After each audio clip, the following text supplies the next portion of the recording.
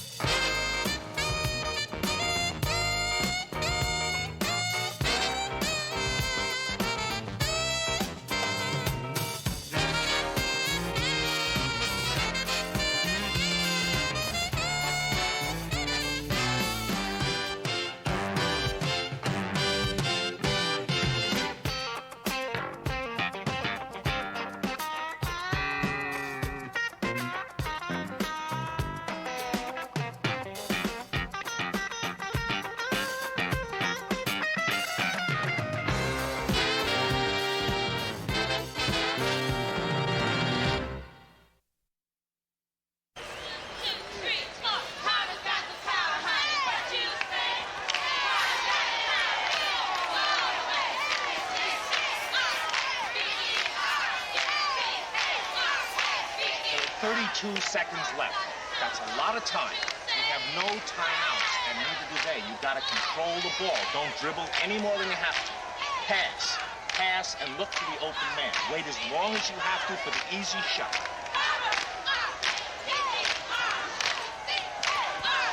When you score, go to the full court press. Force to the side and trap.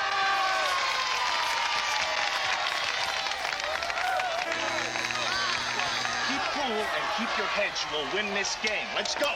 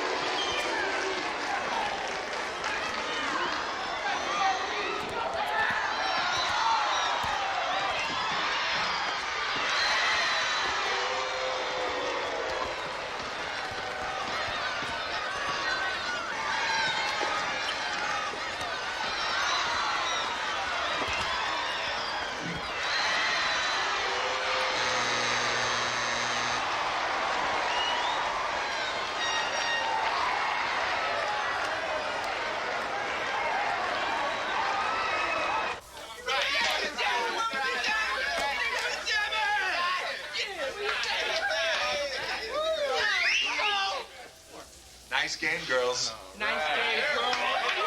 Good passing. A lot of good teamwork. All right. Thorpe, you were great on defense. You were all great except Coolidge. What's the matter with my defense? You're fat, that's what's the matter. Guys are going around you like your feet are nailed to the floor. Me fat.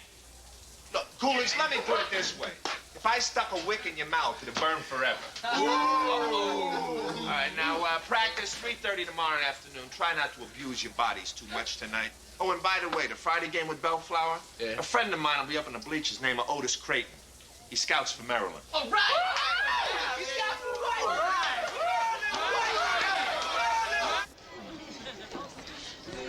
Milton. Hey, baby. Oh, you were great. All right. Hey, you was jamming, blood. You was jamming. Thanks, man. Hey, can we talk for a minute alone, Milton? Sure, baby. Come on. Hey, Thorpe. I'll see you outside. All right.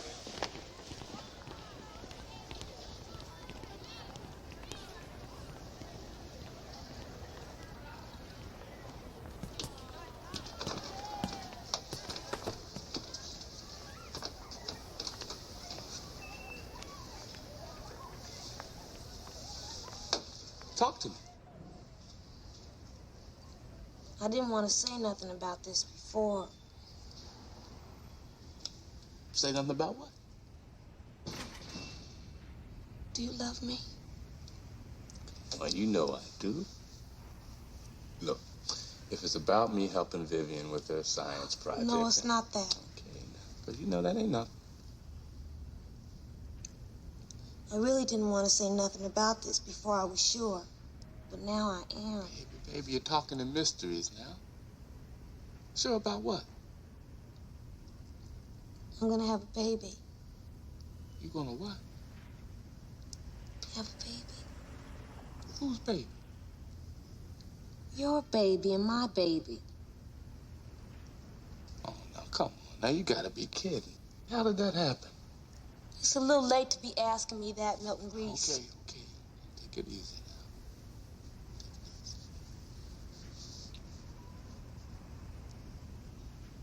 What are we gonna do? Well, as far as I'm concerned, there's only one thing we can do.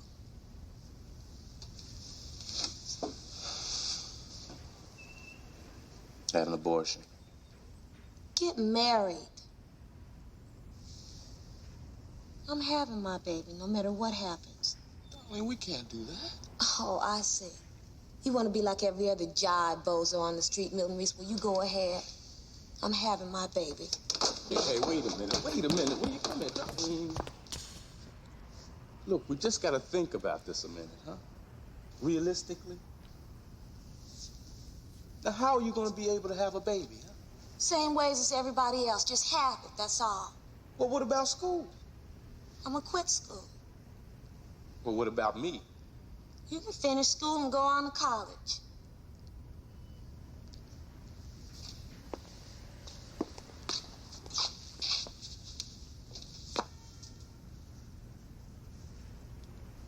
How am I gonna be able to do that, huh?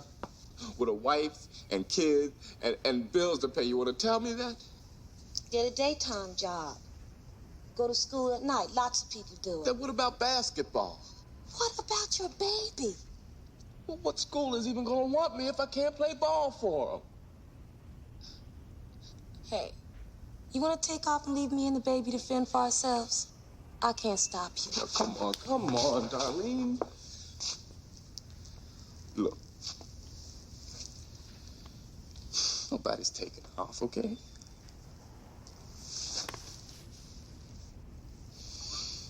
Okay.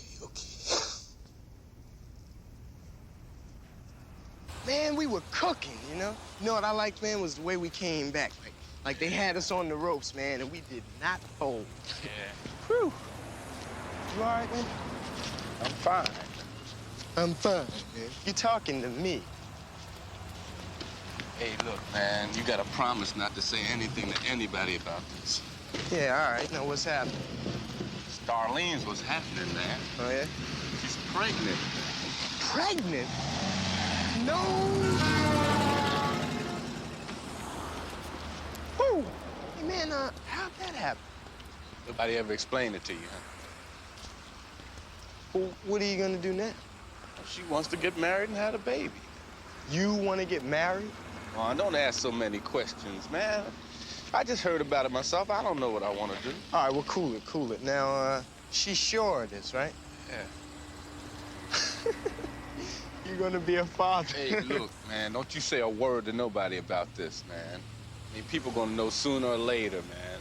And I don't need the heat yet, dig? Hey, man, your secret is safe with me. Did you hear about Reese? No, what? Nobody's supposed to know about this, so keep it under your hat, all right? But Darlene is, with child, as they say. You're kidding me. No.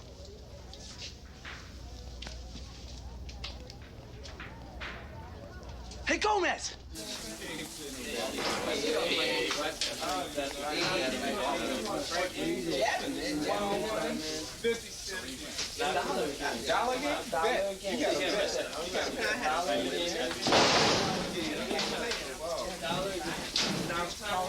Well, I see you upstairs.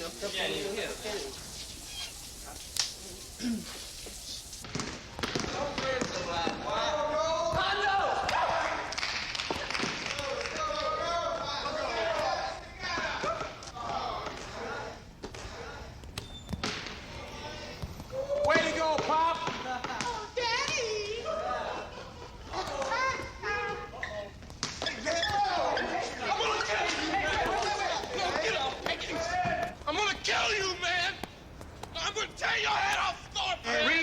You and me in the office now. I said now. Pregnant. Well, it was an accident. An accident? Didn't you ever hear of birth control?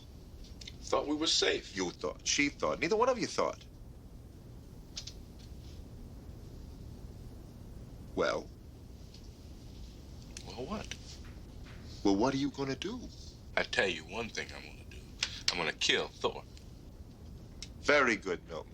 That's the kind of sharp thinking I like. Man's got his whole future on a block here. All he can think about is homicide. Well, what do you want from me? What, are you gonna marry the girl or not? She gonna get an abortion or not? She planning to have the baby or not? You got relevant answers for me or not? I don't know. She wants me to marry. Get a job. Maybe go to college at night. Quit basketball? Yeah. Which we both know is your ticket out of here. Yeah.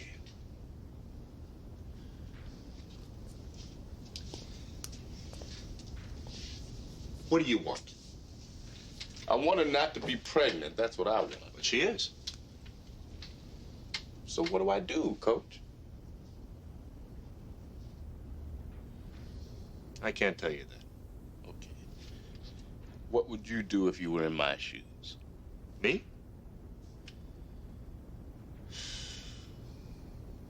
Milton, where I come from is very simple. You ring the bell, you marry the girl. But, Coach... No buts. He asked me what I do. That's it. Over and out.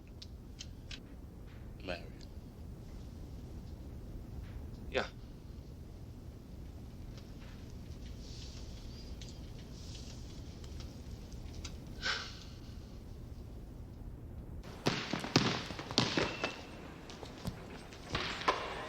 All right, now, I didn't make Coolidge look bad, just for the fun of it.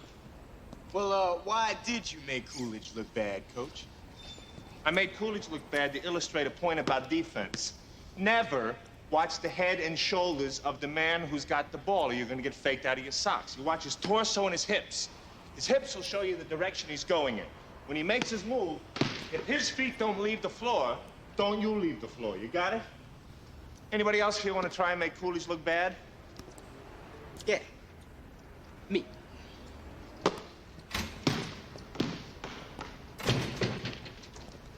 Excuse me, Coach. Yeah. Mr. Willis and Dr. Buchanan want to see you right away in Mr. Willis's office. Why? I don't know, maybe you're being punished.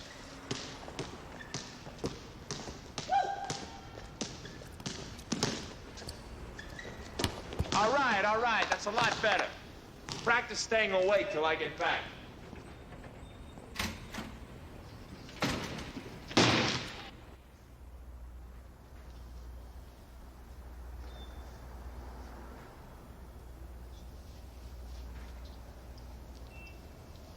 I'm sure you noticed that Milton Reese wasn't at practice today. I noticed. We just had a meeting with him. He said he's getting married. Yeah, I meant to talk to you about that. I thought maybe we could go halvesies on a gift. You really think you're funny, don't you? Your one-liners, Mr. Reeves, your wise guy attitude, your deliberate insensitivity won't get you by this time. Milton Reese just quit school. What? How could you tell him he had to get married? Oh, I didn't tell him he had to do anything. What am I, his mother? You're his coach. He looks up to you. The mere suggestion from you... All I told him was what I would do if I were in his position, which, thank God, I'm not. As a member of the faculty of this school, you were irresponsible in imposing your values on Milton Reese. I imposed nothing. But if the kid asks my advice, he's going to get it. Oh, so you admit it. You did advise him. What are we supposed to be around here? The three monkeys? See no evil, hear no evil, speak no evil? You were hired to coach basketball. I was hired to coach people. And I was hired as principal of this school. And I'm telling you to knock it off.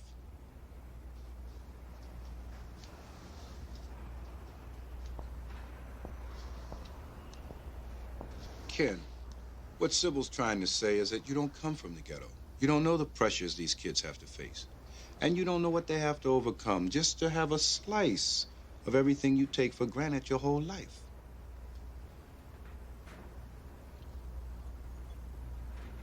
You want my resignation? You got it. But I may as well tell you, I'm a little tired of going around here having to apologize for every... Ken, no one wants your resignation.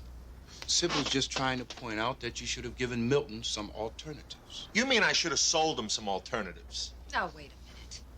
When you're 17, you get a girl pregnant, quit school to get married, and in the process, you blow a college career, a life, maybe 3 lives. What's so wrong with selling the alternatives? Maybe nothing. Up here, it all makes sense. But here, I know if you're old enough to get a girl pregnant, you're old enough to take responsibility. And how long do you think it'll take for an immature, 17-year-old, unemployed black kid from the ghetto to renege on that responsibility? Look, I'm not taking an official stand here. I'm not the Pope. Oh, well, you could have fooled me, Mr. Reeves.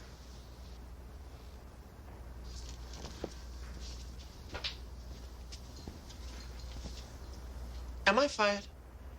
Of course not.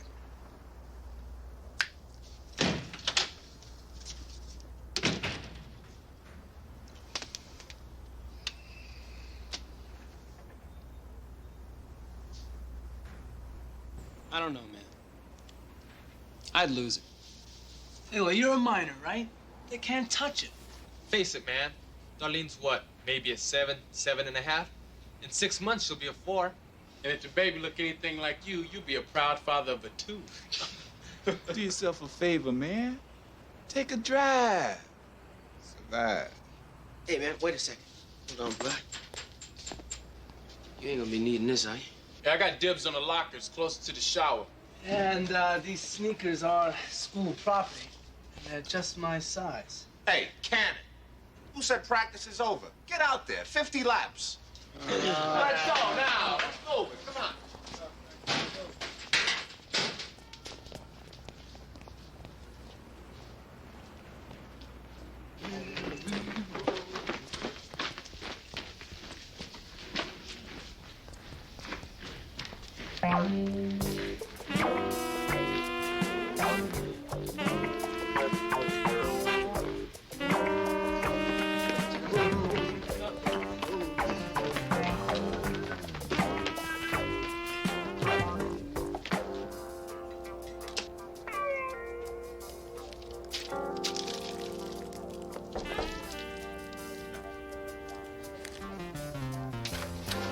You got a minute? Come on in.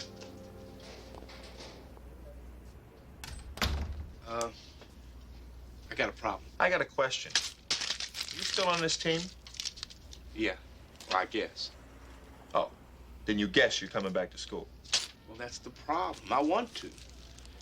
But Darlene, she wants me to quit school, get a job, start working, save up some money for when the baby comes. I see. Well, that's my problem. It's a tough one. You let me know what you decide, okay? Well, I thought you could, you know, give me a little advice. Milton, the last time I gave you a little advice, I had my bacon pinned to the wall by Sybil Buchanan. Yeah, I guess she was kind of upset. Kind of. What am I going to tell Darlene? Look, this isn't supposed to be any of my business. So if you mention my name, I'll break your face. But I think I got a solution for you that'll make everybody happy. Well, lay it on me. All right. This is your last year of high school. You got a real shot at a 4-year college scholarship. Darlene's, what, 3 months pregnant? I guess. All right. Now, this is the way I'd play it. Finish the school year. Get the scholarship. Once you got it in your pocket, then marry her. Lots of guys in college get married. It settles them down and they can concentrate on their studies more. Sounds pretty good. Of course it does. This way everybody's happy. And you ensure your family's future with a college education, right? All right. All right. Thanks, Cook. I'll lay that on Darlene and see if she goes for it. What's not to go for? Yeah.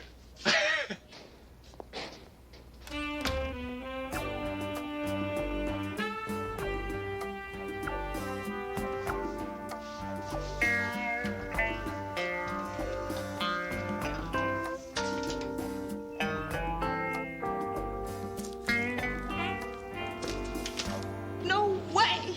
But it's perfect. Coach Reeves says lots of guys do it. Coach Reeves, what does he know about anything? You listen to me, Milton Reese. I am pregnant. And I don't want to go around for the next 6 months shame because I ain't married. Do you understand? What are you talking about? We're gonna get married. I said that, didn't I? We're just gonna wait till I finish school and get that scholarship. And what am I supposed to do in the meantime? Sit around, getting fat and ugly? Oh, come on, Darlene. If you want out, Milton, say it now. But don't keep changing your mind. I can't take it. Here, let me help you. Leave me alone. If you're gonna walk out on me, you better do it right now.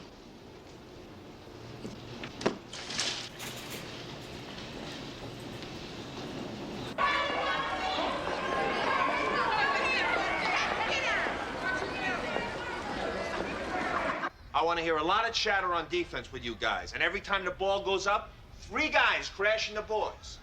For whatever it's worth to you, that scout from Maryland, that's just the kind of stuff he's going to be looking for, all right? Right. All right, here's the starting 5. Haywood, Reese, Coolidge, Goldstein, and Salami. Get out there and get them. Let's go. All right, let's go. Hey, What? you forgot something. What's that? I ain't started. Yeah, I know that. All right, come on, let's go, you guys.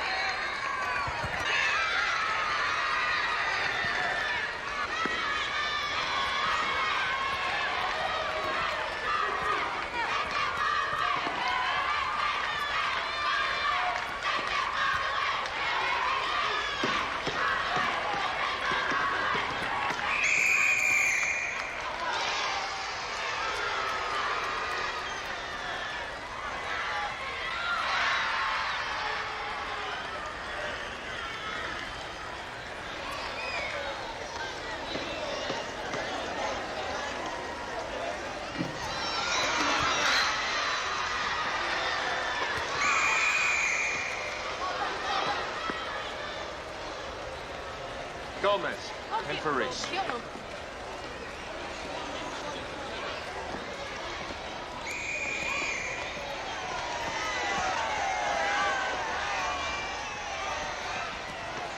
I'll be all right, Coach. Come on, just let me back in. All right, settle down, settle down. Now, you got to be patient. Wait for their offense to set, all right? And concentrate. You hear me? Okay.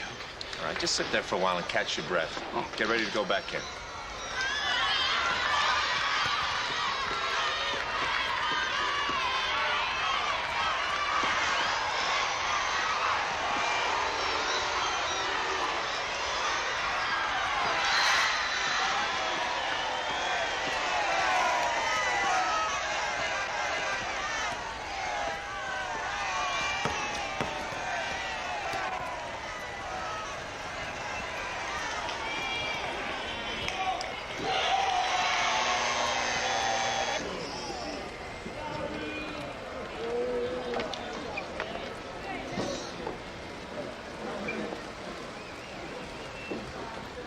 I want you guys talking to each other on defense.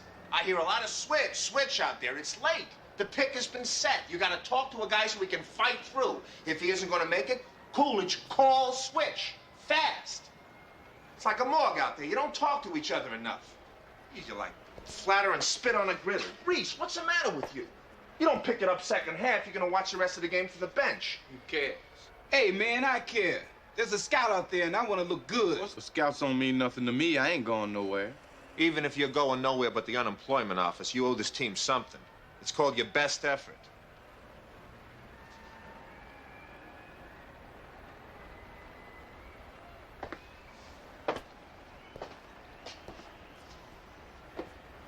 This game is up to you guys. Now you go out there and play your game. Come on, let's go.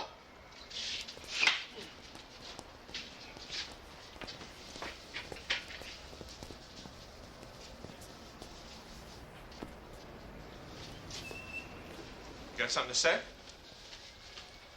You want to win this game? Very much. Then why am I not playing? Because there's some things more important than winning. Like, for instance, loyalty and trust. Hey, man, what are you talking about, huh? Milton Reese is one of your close friends, right? Yeah. He told you something in the strictest confidence, the kind of thing you only tell your closest friend, right? Right. You betrayed his trust. So today you sit.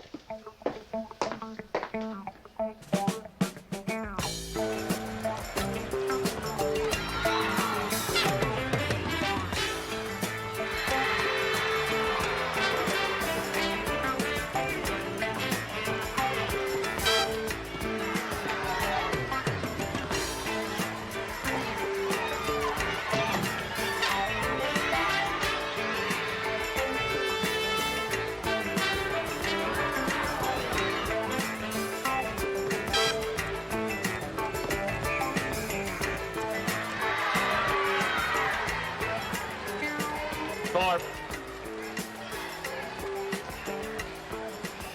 Sorry, right? Awful sorry. You learned a valuable lesson, right? Absolutely. Just as I suspected. And for Reese.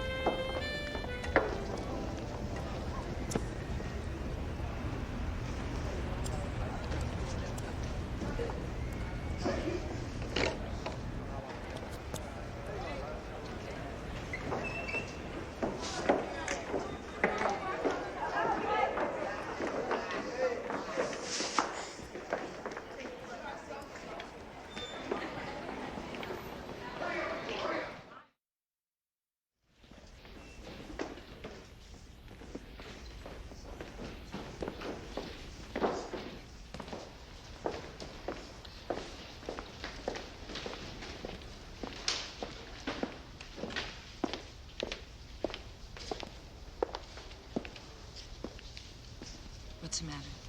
You and Milton having trouble? We weren't. We were doing just fine till he talked to Coach Reeves. Oh, so that's why Milton came back to school. It's nobody's business what we do. I don't know what he keeps sticking his nose in it for. Darlene, Coach Reeves and I, we don't always see eye to eye on everything. But in this instance, if he talked Milton into finishing school, I think he did the right thing. Yeah, for Milton, maybe. The best thing Milton can do for both of you is get a college education. I'd like to know what I'm supposed to do in the meantime. I'm not smart like Milton. I'm gonna have a whole bunch of college scouts come to check me out. We go off to some college and people are gonna look at me like I'm some little dumb chick that Milton is stuck with. How long you think he'll stay with me then?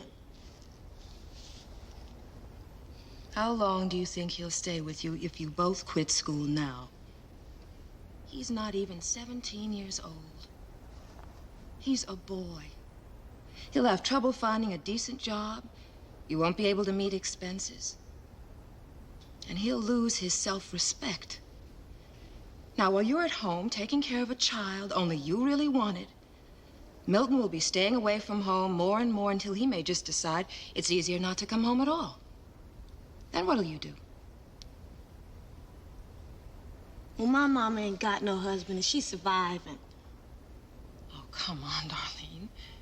Is that all you're interested in? Surviving? Can't you picture a better life for yourself than that? You know, I wish everybody would just leave us alone. We would make out just fine. All we need is for people to stay off our backs.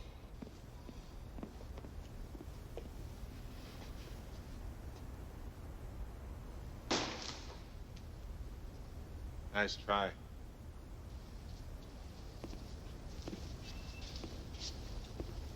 You heard? Most of it. Frustrating, isn't it? Yes, very. Look, Mr. Reeves, I owe you an apology. Your feelings were real. I didn't mean to imply you had no right to feel them. Thank you, Doctor. The truth is, I like a good fight. You're the only one around here who'll go one-on-one with me. Everyone else does an El Foldo. Buy you a cup of coffee, Mr. Reeves? Only if you promise to stop calling me Mr. Reeves. All right. A simple massa will do.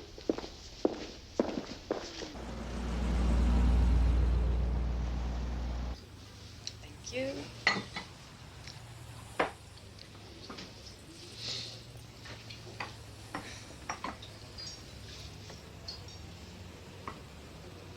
I guess I was a mama's girl. Beautiful mama's girl. I was tall, skinny, had these sharp metal braces. You took your life in your hands if you tried to kiss me. And I wore glasses. What happened? The braces finally came off. Got contact lenses for Christmas. And one day I woke up and discovered I was developing parts where I'd never had parts. It made a big difference. What about you? Me? Hmm? Well, let me see. I was always a star. I was the biggest kid in the class. The most athletic. The funniest. The most modest. Girls must have loved you. Yeah, I was really a jerk. If it hadn't been for basketball, I don't know what would have happened. Speaking of which, do you think Milton Reese can make the pros? He's good. But if I had to make a bet, I'd say no. That's why the college education's so important for him. Darlene will do everything she can to stop it from happening. I don't understand that. She's scared, insecure. She's got a low level of self-esteem. I guess she's lucky, though, all things considered.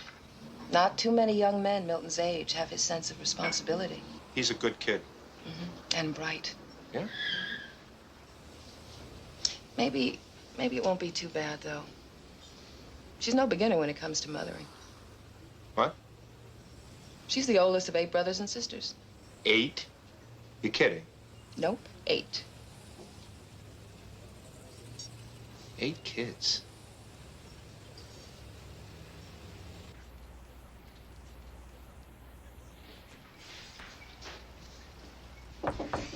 Enter. You got a minute, Coach? Come on in. I just came by to say how sorry I am about yesterday. I let the team down. Look, it's okay. You've been under a lot of pressure recently. All's forgiven.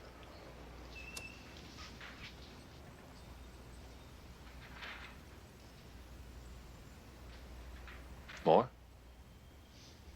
I had a long talk with Darlene last night. What we finally decided was to compromise. I'll finish out the school year. Good. How about the scholarship? Yeah, we're probably going to go for it, if I can get one. What's the compromise? We'll get married right away. Sure, if it's what she wants. I mean, you said so yourself. It's the right thing. I did, didn't I? You better suit up.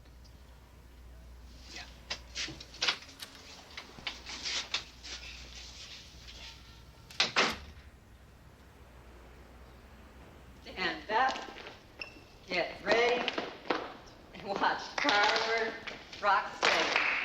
Stand up, can cheer, because Carver is here. Once more, ready. I don't know, man. Getting married at 16. Get ready. If it was me, I would have been more careful. Rock steady. If it was you, sweet meat, you wouldn't have had to be. Check out the first row. Third one from the left. Got to be a 9. A 9? Set. Stand up, get ready. Well, you're crazy, man. She's more like the square root of 9. What's that, 3? Hey, very good, Coolidge. MIT's looking for guys like you. Gomez, you fool. Look at that. She can't even dance. Sure she can. She just boogies to the beat of a different drum. That's all. She's a 7, easy. Watch Carver. Rock steady. Stand up. Hey, Salami used to date her, didn't he? Where'd you take her, the dog show? Yeah, and as I recall, she took a blue ribbon for Best of Breed. Hey, guys. I think she's okay. A 6. At least. Walk steady. Stand up and cheer because Carver is here. Good, that was good. We're all through, Mr. Reeves. Thank you. Sorry, I didn't realize it took so long. That's fine. You believe it? We have over 20 applicants for the squad next semester and only 2 vacancies. That's nice. Darlene Robinson and who else? Darlene's still on the squad. It's Millie Johnson and Linda Vargas. Darlene signed up for next semester. There's got to be a mistake there. When did she sign up? Oh, a week ago at most. Why? Is something the matter? No, nothing's the matter. Okay, see you. Yeah, bye. All right, let's go. Time to play with your toys.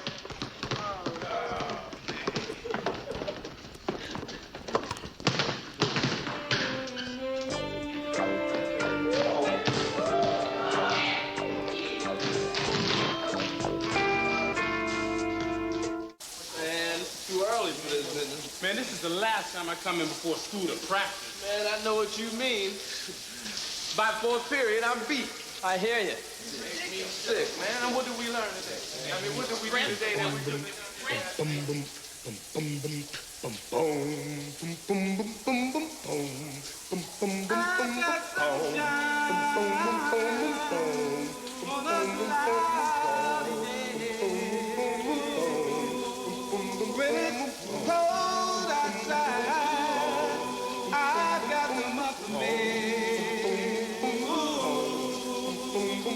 I guess you say what can make me feel this way. My girl, my girl, my girl, talking about my girl, my girl. I've got so much honey to be I got a sweeter song to sing than the birds in the trees. Well, I guess you say what can make me feel this way. My girl, my girl, my girl, talking about my girl, my girl, my girl. Man, those scenes. What? That's early enough in the morning. What, you crazy? All right, ladies, the jumping jacks. Ready? And 1. And stop. Okay, ladies, 3 times around the track. Go.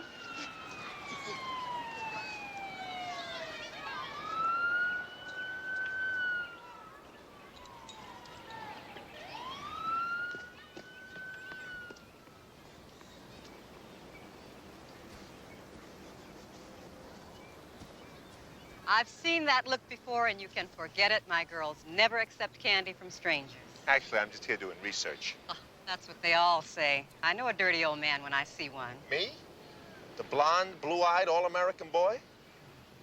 Those are the ones to watch out for. How you get to be such an expert? I've been married to one for 12 years. Oh.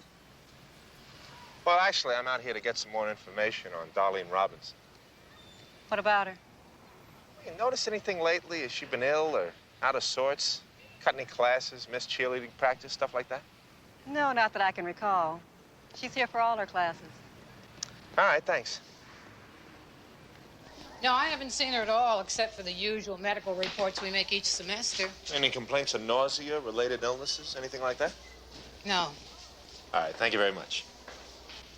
Well, how's her attendance been? She missed any school in the past month? I'd have to look it up. I'll wait.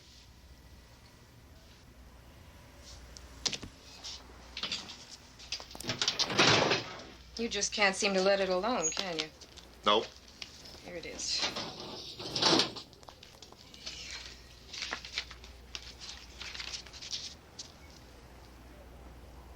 Not a single absence for the past 2 months. That's what I was afraid of. What are you up to, anyway? All right, number 1, Darlene says she's pregnant. Number 2, she's missed no school. Number 3, she hasn't been to the nurse once. Number 4, she goes to gym class religiously. And number 5, you told me yourself she's been mothering 8 brothers and sisters for a lot of years while her mother's been out scratching for bucks to support the family. Is that the MO of a kid who goes and gets pregnant? Let me clue you about some basic facts of life. Number 1, not all women get morning sickness. Number 2, if Darlene had it, it doesn't mean anybody would necessarily have to know about it. And number 3, just because you're pregnant, especially in the early stages, it doesn't mean you can't exercise just as vigorously as someone who is not pregnant. And number 4, if you knew anything at all, Mr. Reeves... Well, there you go with that Mr. You Reeves would stuff know again. that young people tend to strongly identify with their role models. And Darlene Robinson's role model, for better or worse, is her mother. Yeah, I guess you're right. I know I am. Okay, I'll back off. Promise? Absolutely.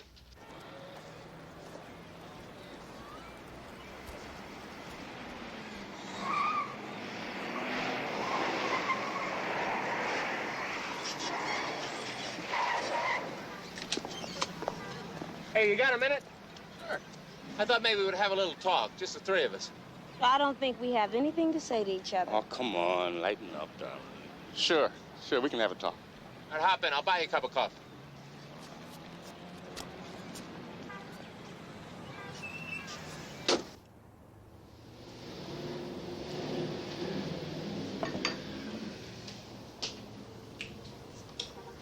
First of all, I want to apologize. For some things I'm about to say that I don't think either one of you are going to like. Things like what? Like, I don't think you're pregnant. What's that supposed to mean? Read my lips. I don't think she's pregnant. Why would I lie about something like that? Because I think you're scared to death of losing Milton. Oh, she knows better than that. I wonder. In some ways, you know, she's smarter than you, Milton.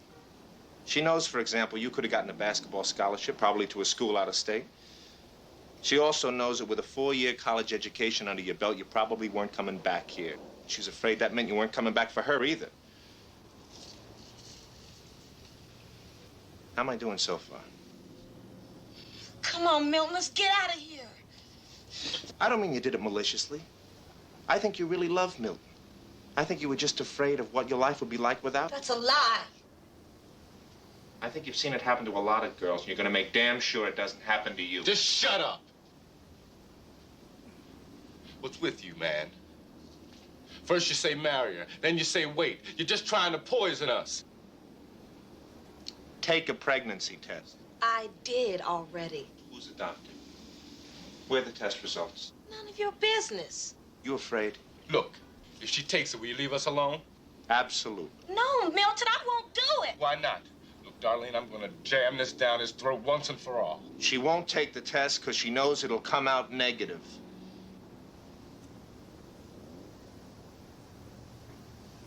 How could you have signed up for next semester's cheerleading squad if you knew you were going to be 6 months pregnant?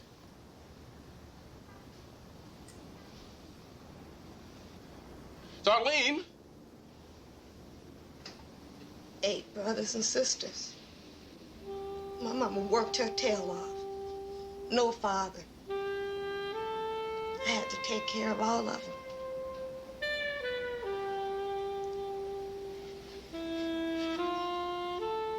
You're the only good thing that ever happened to me in my whole life, Milton.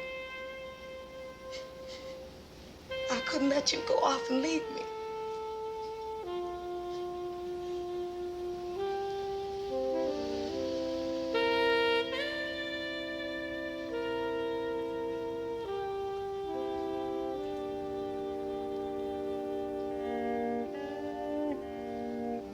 I'm terribly sorry. I mean that.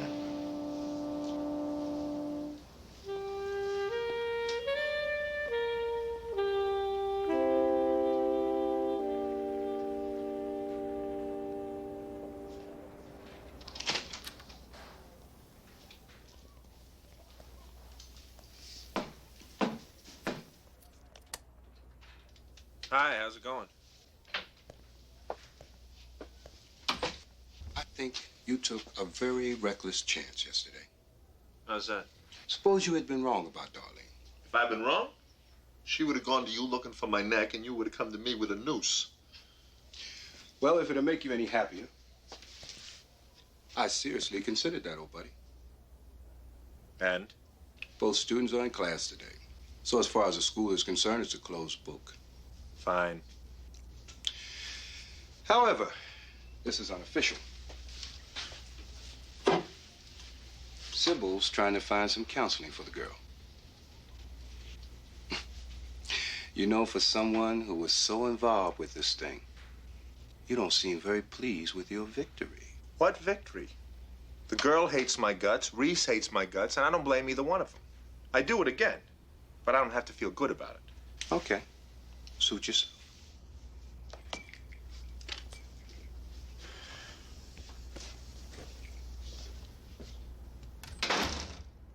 Come on, wake up. What's the matter with you guys?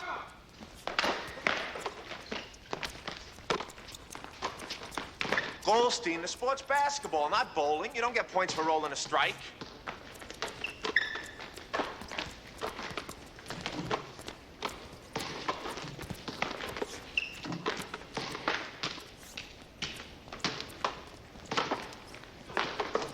You're late. Yeah, I know. What, are we here to flap our gums or play ball? Play ball. Then go, let's go.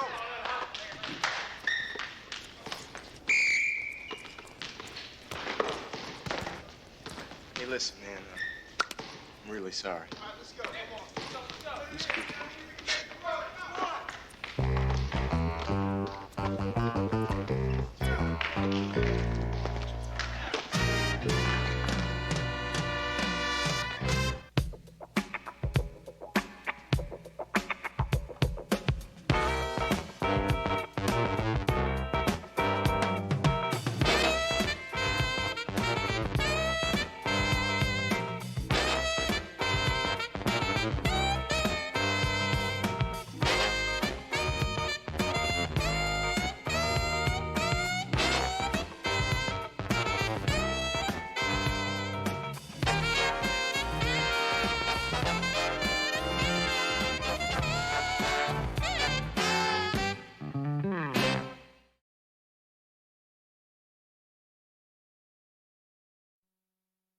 Officer Robinson wants the police cougars to play Carver. They cheat and they play dirty. They're muggers and dopers. Out of the mouths of babes.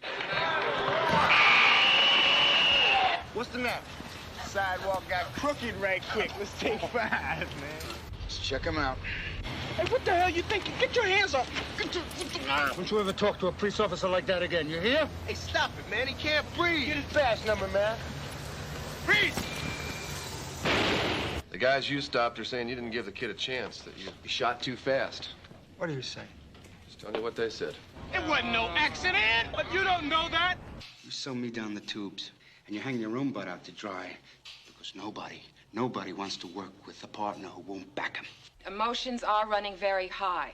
Our main concern now is that the time bomb doesn't go off. Hey, what are you gonna do? Hit me? Maybe you're gonna shoot me if I don't do what you say. Hey, Coolidge, I'm not the enemy, remember? You're the man, ain't you?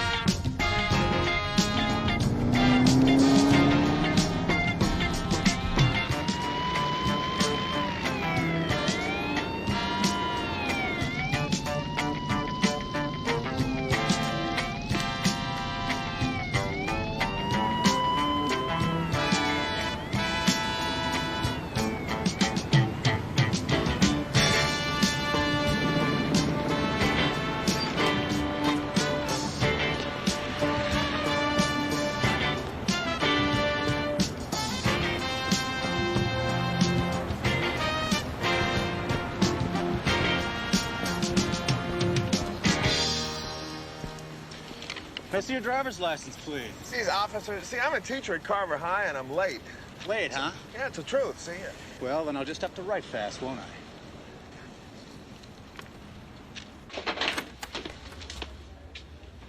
What'd they do, call ahead? Oh, man, no wonder the students aren't learning anything. The teachers can't get to school on time. Don't start with me. I'm not feeling too good about police officers this morning. Hey, what's the matter? How's, Dad? Oh, you broke the law. Didn't break the law, just stretched a little. Oh, you know what they say, you do the crime, you do the time. What, are you here to bust somebody? No. Well, you need some information, or? No. You're selling tickets to the policeman's ball? Next month. So what, this is a social visit? Reeves, you think because you won the city title, you've got the best team around, right? Well, we might have a little trouble with the Lakers, but other than that, yeah, we're the best. Well, did you ever hear of the Police Athletic League Cougars? The juvenile delinquents with cops for coaches? Yeah, what about them? Well, the guys down at the station think that the Cougars can beat Carver. Robinson, we're the city champs. Our cheerleaders could beat the Cougars. Besides, when you're on top, everybody thinks they're better. They won a game. That's funny. That's very funny. What's the matter, Reeves? You scared? Scared? You serious? Very serious. Robinson, I'll call you next time I'm mugged. Come on, Reeves. This game could help improve police community relations. Well, improve community relations? Pay for my ticket. Look, these are street dudes. Oh. I mean, if it wasn't for this team, some of these guys would be in jail. Oh, Robinson, you're breaking my heart. Some of them are terrific players. Oh. Besides, a game against the champs would help a lot of my guys get their acts together. And it would be a warm-up for your team. You haven't been playing that terrific lately. You think so? Oh, you lost the last 2 out of 3. Now, if it's not the team, it must be the coach. All right. You do it? Yeah. If I win, you pay for my ticket. And if you win, I'll pay for my own ticket, and I'll treat your team to sodas. Sodas? Don't start with me, Robinson. We got a game or not? We got a game. All right. Now, you guys, get over here. I didn't do it, I swear. You didn't do what, Salami? Whatever it is he's here for. Have I ever busted you guys? Hey, we just want to keep it that way. Besides, this is a personal visit, not a professional one. Oh, you're looking to earn your high school diploma. Hold it. Watch it. Officer Robinson wants the police Cougars to play Carver. No way. No way. Forget it. They cheat and they play dirty. Now, I've seen some of your defense moves. If you tried that on the street, you'd get arrested. Yeah, but they're muggers and dopers. Out of the mouths of babes. Yeah, well, if they want a game, let them play the team at San Quentin. They're animals, man, animals. Then you guys ought to fit right in with him. Besides, it's already been decided. We're playing the Cougars. Who decided that? Me. Oh, this is your doing, huh, Robinson? Yeah, what'd you do, put a gun to his head? I didn't have to use my gun. Yeah, you can just look at him real hard and you scare him, right? Your face does the job.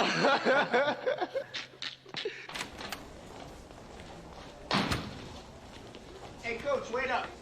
What do you want, Thorpe? I need a favor. No, I'm through lending you guys money. I never get it back. It's nothing like that, Coach. I just need to talk to you. I that's talked all. to you all week, Thorpe. Why do you have to bother me when I'm on my way to get some coffee? All right, look, you know I got this job bag in the supermarket, right? No, I didn't know that, Thorpe. Well, 6 days a week now, Coach. It's not going to interfere with your studying time? Well, I manage. But anyway, listen, I found out about this job at this summer camp where they need somebody good in bookkeeping and accounting. I thought the only numbers that you were good at are the kind that you run. This gig pays more in 2 months than I'm making a year, and I'm going to need the cash for college. Well, I know you got into college, but how do you know they're going to keep you there? Come on, Coach. All I need is a good character recommendation. I think I got the job. Thorpe, you don't know anything about bookkeeping or accounting, right? For what they're paying, Coach, I'll learn fast. All right, I'll give you the recommendation Friday after the game. Okay, great. Oh, Friday. Yeah, remember the game against the police? Oh, yeah. This is your memory and you want to work with numbers? Listen, maybe Saturday I'll come by your place and pick it up, okay? What's wrong with Friday? Well, nothing. I just thought I might pass on the game. You think again, Thorpe. Come on, Coach. It's not a league game, and besides, cops make me nervous. Oh, yeah? Well, they give me that you're going away for a long time feeling. You're the floor captain. You'll be there Friday.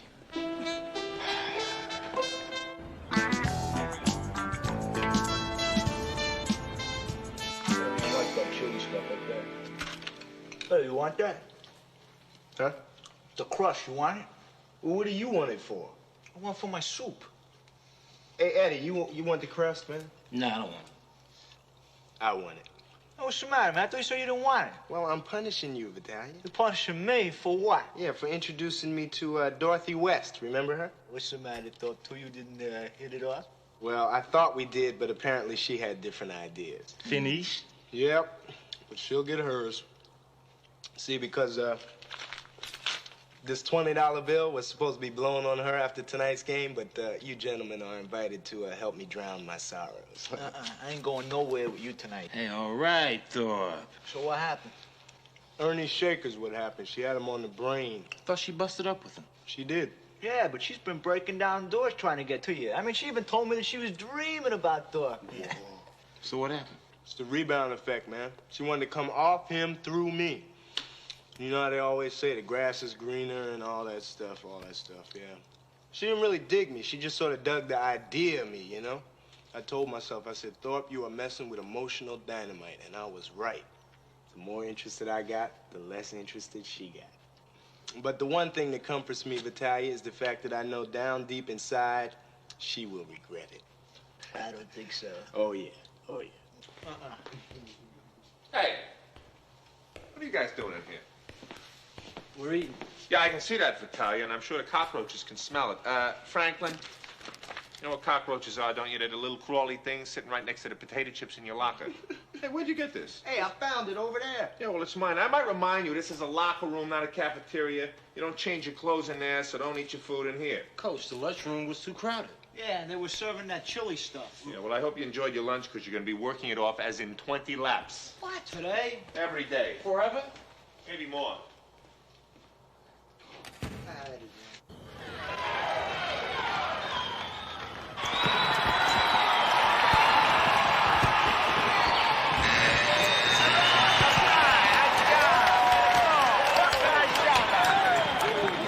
Best players. It's good teamwork. Well, come on, Coach. It's our turn. I'm not so sure the first team can do as well. Are you? All right. First team, then.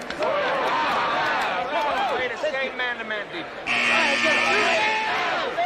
listen, Coach, I think maybe we ought to go to the 1-3-1. What are you, a college guy already? No, Coolidge can eat his man for breakfast. Yeah, but you can't. Play the man-to-man, will you? Hey, you're the littlest guy out there. Let's go.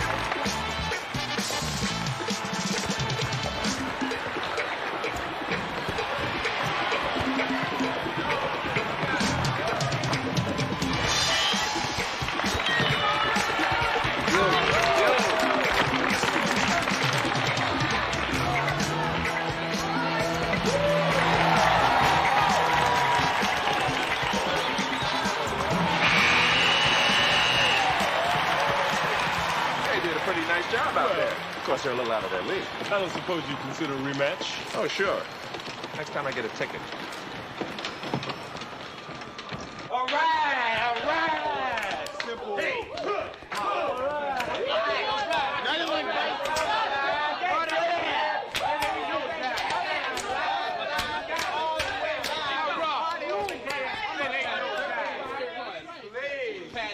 I couldn't get over it. You more Thorpe? That depends, man. I'm Officer Lewis. Coach Reeves told me that you'll be going to college next year. Yeah. Well, we've been trying to convince some of our guys to get back in school and get their lives together. I'd like it if you come talk to some of them. Me? For what? Well, tell them about your own personal experiences, your feeling for college, whatever. I'm not in college yet. You see, I'm going to college, but I'm not in college. Hey, that's fine. You see, what we're trying to do is hook some of our younger players up with other young people who are doing things in a positive way. Yeah, but I ain't even out of high school yet. Hey, go ahead, man. Hey, Coach, they want Thorpe to be an after-game speaker with the Cougars. I know. I'm sure Thorpe will be happy to help out in the neighborhood, right, Thorpe? What am I gonna say, Coach? I know you'll think of something. Yeah, Thorpe, your mouth never failed you before. Hey. It was a good game, guys. All right. Practice on Monday, 3:30 sharp.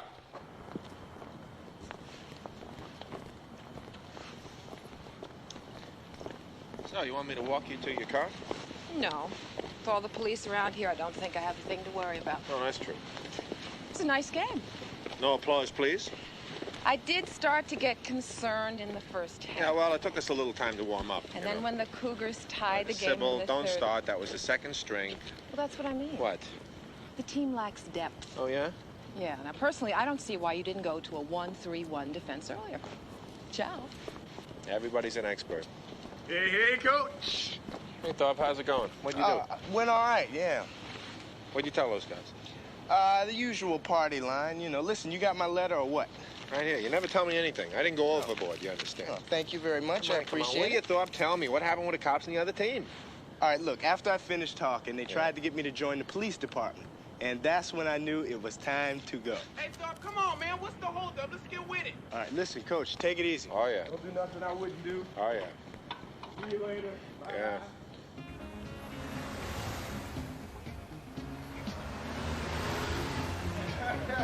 Woo! Hey, Thorpe, man. Hey, man, I was... Hey, what do you want, my man? Come on, bro. Hey, come on, What, is come it that on, bad? Hey, but I can't believe you beat me 2 in a row in there. Hey, that's because I own you, cool. I am the pinball wizard. Yes, like the deaf, dumb, and blind. Yeah, I hope you hold on to your beer better than you do a basketball. Hey, it ain't my stomach, man. It's my head. Oh, please. I can't Woo, feel my jaw. oh, wait a minute. Look what's coming here. Excuse me. Ladies, this is your lucky night. Forget about it. I don't discourage easily, baby. Too bad. Hey, excuse me. Do you know who we are, sweetheart? You're Curly. Which one's Mo? If we could just have a few minutes of your time, sweetheart, I could change your life. Hey, Jack, you're slobbering all over me. Why don't you switch to drinking milk or something? Hey, come on, baby. Don't be like that, sweetheart. Come on. I'm telling you, man, she gave me the eye. I think you ought to drown your sorrows some more, though, bro. Get out, man. Hey, get some of that. I don't want to hear it. Man, what, huh?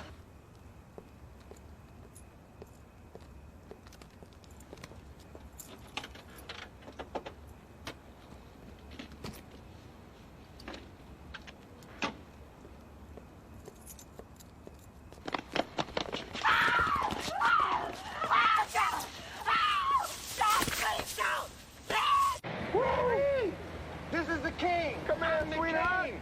You don't know what you missing, girl. How you doing, sweetheart? What it look like? Well, I guess it don't look like nothing. Come on, brother. Let's get out of here, man. This is no man's land. All right, brother, let's get out of here and do it. Get. I'm ready. Oh, wow. To whom it may concern. What is this, man? A suicide note? Oh, man, it's a recommendation from the coach. Oh, please, a recommendation for what? This gig at this summer camp.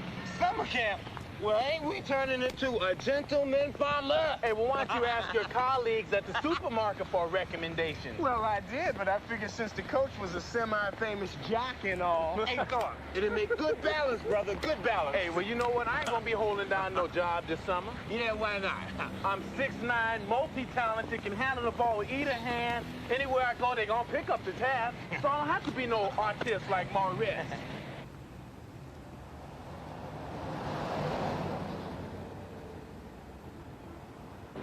So it's me and Stevenson and Sanchez, right? We're up in the upper deck. Stevenson's got his telescope with him so he can see home plate. But to tell you the truth, Jerry, none of us is really seeing too good at this time of the ninth inning, if you know what I mean. Baracho. So, Smith cracks one, and boy, I mean, he sends it into orbit. Son of a gun, he hit it a ton. Sanchez jumps up, screaming and yelling at the top of his lungs. Hey, Reggie, way to go. We did it, we did it, we did it, right? Well, the whole place is going bananas. And then, like nothing, up comes Stevenson, just darts out of the seat and starts stamming down the aisle, screaming and yelling. I mean, like he was really moving. So what happened? It's a foul ball. 28. 484, investigate.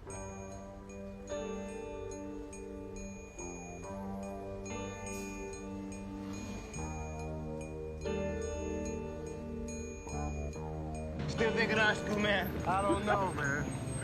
What do you mean you don't know? Hey, I said I didn't say no. I just got a lot of options, that's all. Please, all they got to do is nod and you'll be in before the door closes, I bet Hey, you. man, it's a big world out there, and I want to learn about it before I make any decisions. You know what I mean?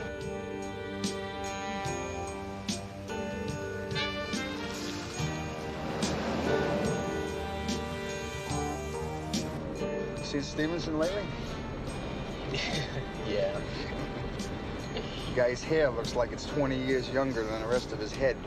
I mean, it's scary. Yeah, I know. Don't tell me. I'm jealous, right?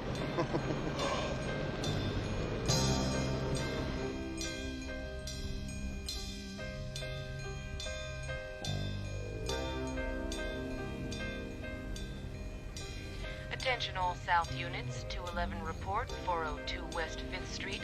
3 male Negroes aged 16 to 21 wearing dungarees and jackets, one wearing a tan sweater. Suspects armed with a handgun, last seen on foot, corner of 5th and Figueroa. You got that? Yeah. Oh, wow. What's the matter? Sidewalk got crooked right quick. Let's take 5, man. Woo. Shut up. I tell you, when I graduate, it ain't gonna be no college for me. Hey, what are you gonna do? I don't know, work. Right, doing what? I don't know, whatever comes easy and pays well. Well, then you ought to be a clown at the second. Yeah, well, whatever gets you by.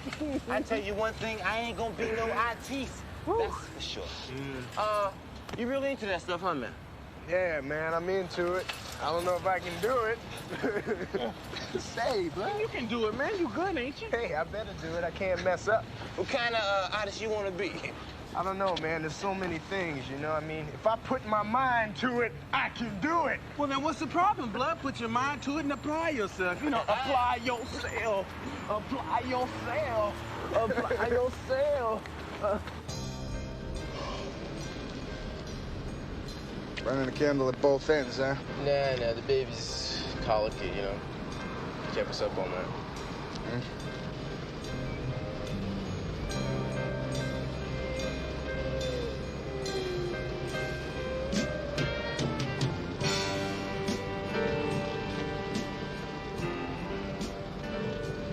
Yeah, take a look.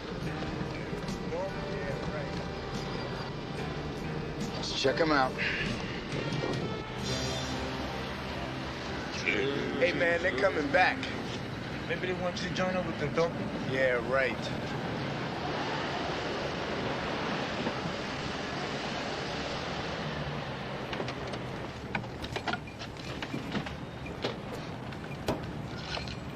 Okay, hold it. What you boys doing? Nothing. Where you from? Nowhere. Come on, man, what's your story? We ain't All right, let's go. Up against the car and spread them. Say what? Come on, I was feeling so good. I couldn't. I said up against it. Let's go. All right, I'm going. Be cool, man. Just do what you say. What are we, your quota for the night? You open your mouth one more time, I'm gonna close it for you. Hey, man, he's on the threads. Hey, what the hell you thinking? Get your hands off. Don't you ever talk to a police officer like that again, you hear? Hey, stop it, man. He can't breathe. Get his badge number, man. Freeze! Stop! Oh, don't shoot, don't shoot! No!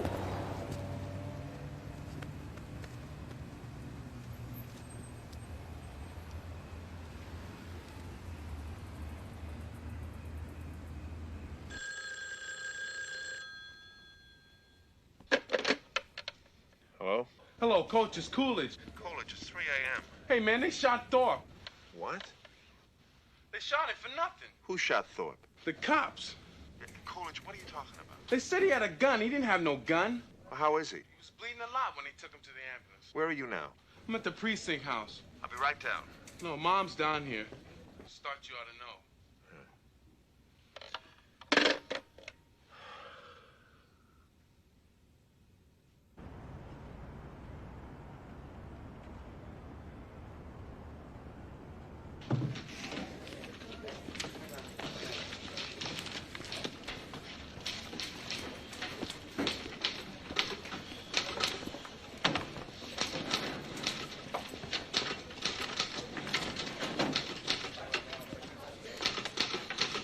You guys had a lot of action tonight. Yeah. Ain't using the guy? Did he die? No, he didn't die, Davis. It's a damn good thing, too. Because they didn't beat that lady. How do you know? Tony Radin and his partner picked up 3 guys about the same time you did. The lady made a positive ID. The guys you stopped are saying you didn't give the kid a chance, that you shot too fast. What do you say? Just telling you what they said. Hey, whose side do you want anyway? That's what I heard. I yelled at the kid to freeze. He kept on moving. What if he had a gun? What then? I had to protect myself. It could have been any one of us. Did you give him time? What the hell kind of question is that? Hey, Colette, it's a question, all right? I'll be damned if I'm gonna get my butt shot waiting to see what some clown pulls out of his pocket. It's all right. We're all behind you. The lieutenant wants us to wear our bulletproof vests for the next few days.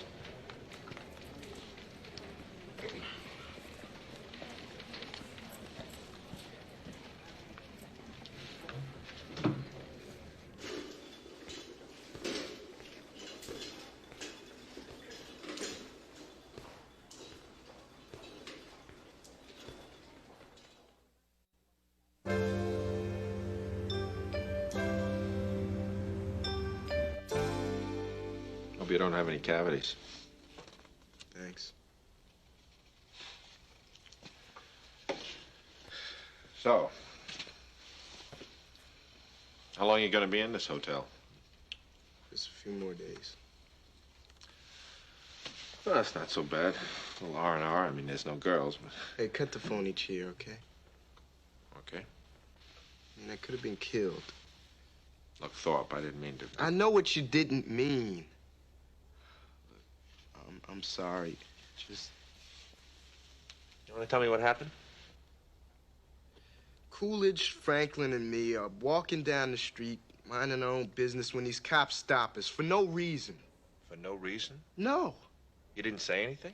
No, not until they started in with their attitude. Then what'd you say to him? Look, we were a little high, okay? I mean, having a good time, feeling good, that's all. Having a good time. Yeah, so what? We were a little tight. Still, that's no reason for him to start choking Coolidge. I mean, he had him up against the car like he was a criminal or something. Then what did you do? I reached into my pocket to get a pen to get his badge number, and he shot me. You reached into your pocket? Yes, I wanted to get his badge number. What'd you expect me to do, memorize it? Bob, you know better than that. A cop says freeze, you freeze.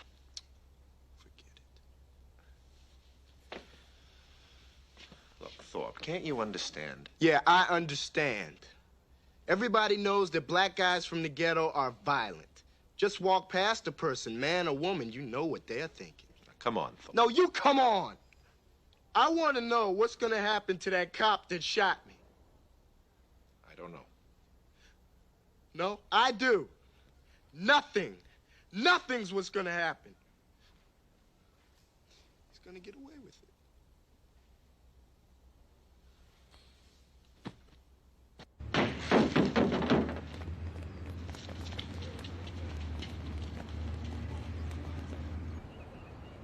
A white cop tries to off a black kid, forget it. I mean, that's all she wrote. All right, all right. Emotions are running very high. An incident like this can turn a community into a time bomb, believe me. Whose fault was it? Are you kidding? We don't know yet. Our main concern now is that the time bomb doesn't go off. How are we going to do that? By diffusing the anger and by bringing a sense of calm to the situation. Easier said than done. I know. So you don't try to cover it up. You address your students, you talk to them in the classroom, you communicate with them. Sybil, who's kidding who? They don't want to listen. You don't know that. It's very important that everyone has a chance to express their feelings. All they see is red. Wrong. Black and blue. It's very funny, Mr. Bellerini, very funny. Now, I've been in touch with the precinct, and I've called for a special assembly this afternoon, and the police will be there, okay? No, that's the police.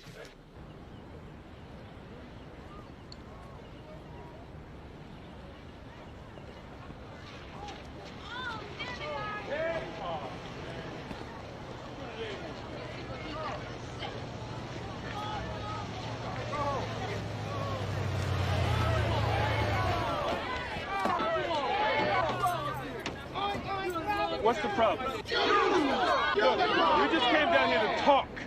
Now, I've got to ask you to clear the way. The police department has a very difficult job. An unfortunate incident has occurred. Now, sometimes things happen that nobody wants.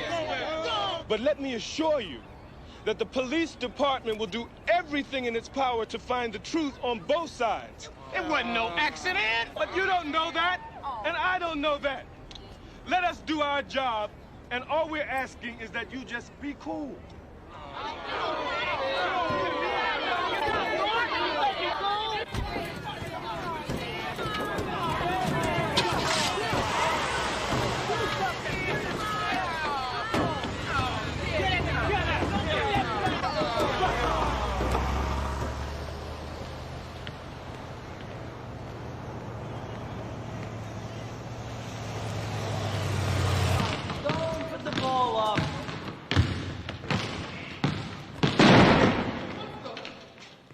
Well, sorry, I don't mean to scare you.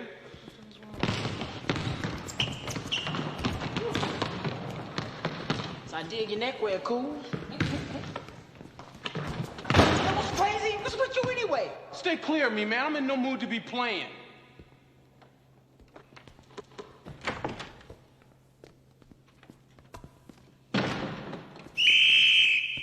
Let's get this show on the road. We got a lot of work to do today. Oh, business as usual, huh, Coach? That's right, Rutherford. Business as usual. Yeah, sure. Make believe nothing happened, just the way Robinson said in the auditorium, huh? Yeah, seems to me like there's more important stuff than just basketball. Not for a basketball team. I want the first team on offense, second team sticking to them. Let's go. What's with the towel, Coolidge? It's cold for you here or something? Why don't you turn off the air conditioner? My neck hurts. If you can practice with that, you can practice without it. Yeah, he must have sprained it trying to look up Sharon's skirt. Hey, Coolidge, you hear what I said? Yeah, I heard. So what? Hey, what are you gonna do? Hit me? Maybe you're gonna shoot me if I don't do what you say. Hey, Coolidge, I'm not the enemy, remember? You're the man, ain't you?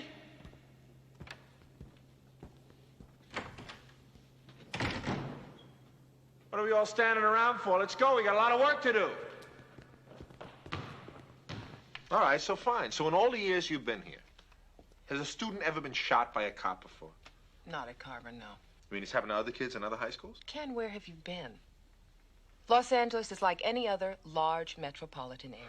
Yeah, well, to tell you the truth, for the first time in the 3 years I've been here, I don't feel safe. I don't feel safe in the classroom. I don't feel safe in the street. Well, none of us feels very safe anywhere. Yeah, well, you're not worried about being gunned down because, I'm black. Yeah. It doesn't work that way. This kind of rage does not recognize skin color. The last time we had riots down here, black shopkeepers and store owners were looted and burned out just the same as whites. Isn't this getting to you just a little bit? Of course it gets to me. Well, you act like you're taking it in stride. What do you want me to do? I don't know. Scream, get hysterical, do something. You know, Ken, you seem so totally shocked by all this. I am shocked. Cops shooting kids.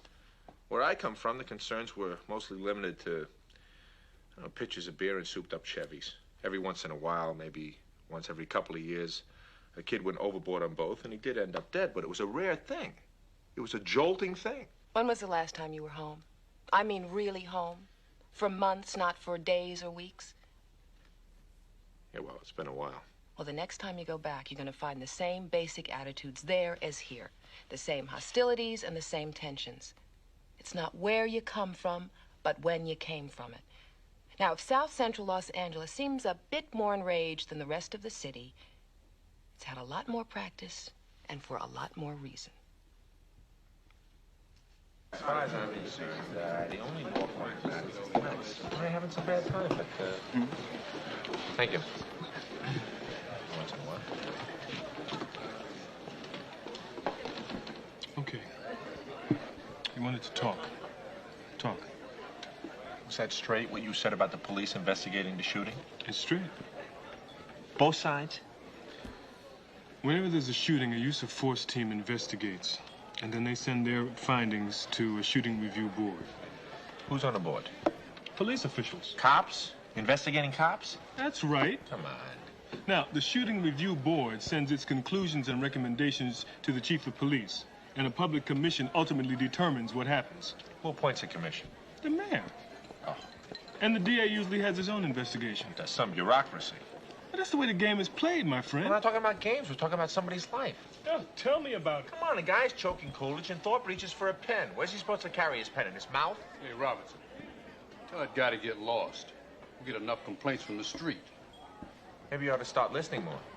Listen, pal, I can be as nice as a politician, and I'm still a pig.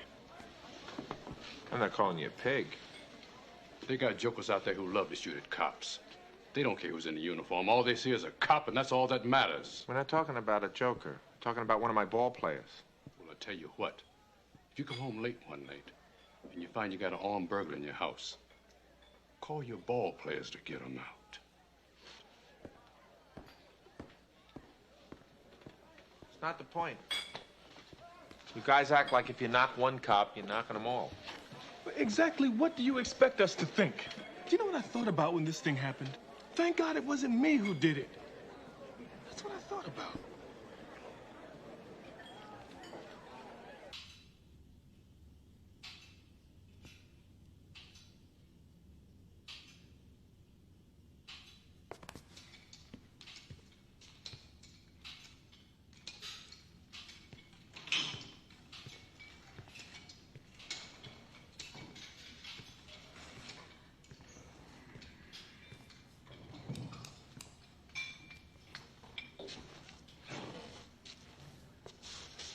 I need to talk. What's up? The inquiry started. Yeah, I heard. You and me gonna have to testify. Giving the kids a polygraph. Yeah? What about the choking? The kid was being uncooperative. He wouldn't be handcuffed.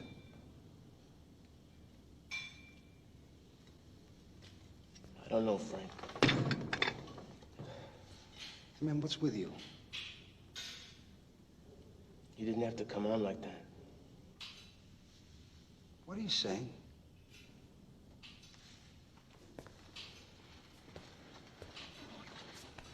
I'm saying I don't feel good about this at all.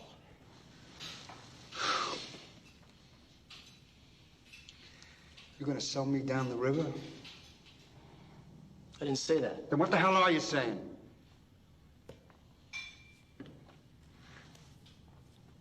I don't know what I'm saying. Look, partner, I'm not gonna let this thing wreck my life and ruin everything that I worked so hard for.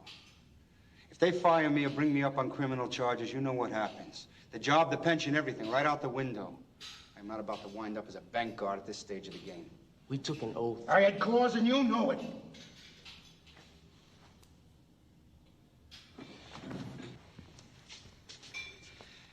You sell me down the tubes, partner, and you hang your own butt out to dry because nobody wants to work with a partner who won't back him.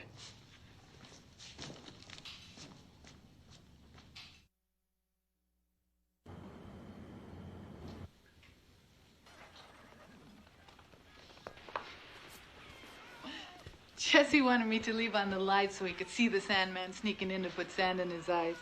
He was so exhausted. The time he hit the pillow, out like a light. Hmm? Jesse, your son? He's really something. Yeah, he looks so cute. Want to take a look? No, later, baby.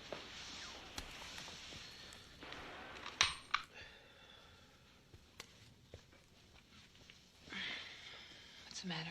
Nothing. Jerry, No, everything's all right, really. you're worried about the inquiry, aren't you? Don't torture yourself.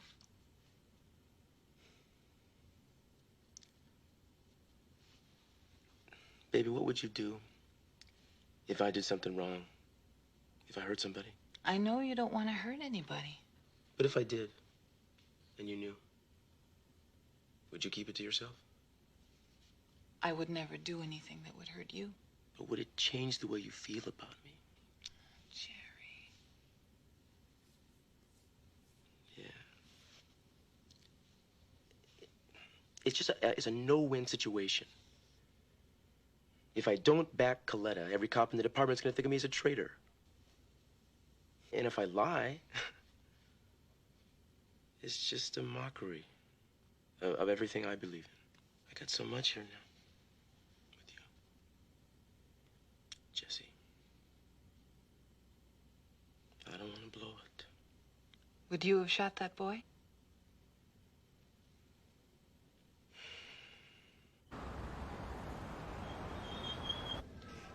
You guys, remember what I told you. Don't be intimidated by the fact that they're police. And above all, don't lie.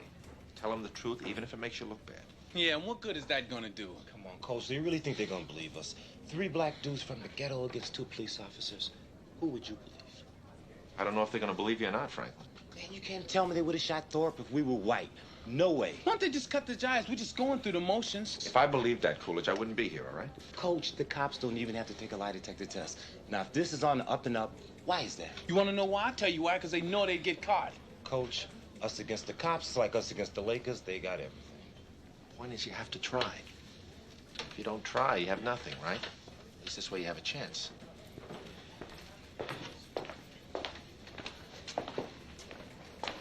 Edward Franklin? Eddie. Edward Franklin?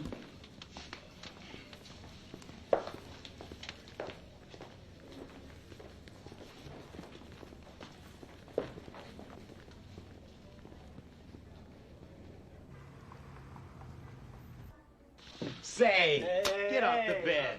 Hey, what's happening? Let's go. We got the hog waiting outside. The hog? What hog? Coolidge's cousin let us borrow his caddy, man. We're gonna take you home in it. Yeah, so move it, cause we left the motor running. And you know what a Cadillac does to gas. Well, Coolidge, why didn't you turn it off? Because if I do, the engine won't start up again. Whoa, what kind of caddy is this? Oh, it's a 1956, but don't worry, the engine's a 62 and the seats are from a 68 Firebird. Excuse me, fellas, I think I'll stay in the hospital. Hey, what are you talking about? It beats walking. Not the way you drive, Coolidge. Thorpe, I almost got my license. Hey, how'd the inquiry go? Who knows? Gave it our best shot. But anyway, what the doc say? Well, I just said I had to take it easy on the hook shot for a while and take it slow till I get my strength back. How does it feel, man, getting shot? I mean, did your light flash in front of you or what? Hey, shut up, stupid. Well, I don't know. It was sort of weird. I couldn't figure out whether it was real or whether it was a dream. I mean, my mind sort of left my body, and I was anxious to see where I was going, though, but I conked out. Yeah, I bet you were hoping to be at one of those massage parlors. No, sex was the last thing on my mind, Coolidge. I hear you. I mean, when you get hit with a policeman special, that's got to kill your drive. Hey, well, what he's trying to say is, no matter how hard you try, you'll never be able to make it with a girl again. Oh, is that right, Coolidge? That's too bad. You ready? That's all right, I can walk. Hospital rules. Yes, sit down. They wheel you in, they wheel you out. Go on, Thorpe. I Sit never down. knew you to pass up a free ride. Allow me. Ah! What is wrong with you? Books. It's just an allergic reaction. Come on, man. Now get out of here, now. Get out of my room. Pibbles, hurry up. Boswell, quickly. And next time, I think I'm gonna hire me 2 white servants. Hey, guess what? What? Robson's in Coach Reeves' office. What happened? I don't know. It's one of those closed door columns. Please. Find out what he's got to say. Forget you, guy. You got a big mouth. I got it. We're waiting all afternoon here to find out. Thank you. Real big, man. Well, wait. Hey, man, Coach. Hey, what happened? Oh, wait a second. Hold it. What's the story, Coach? What happened? I got good news and I got bad news. First of all, Franklin and Coolidge, your story held up. All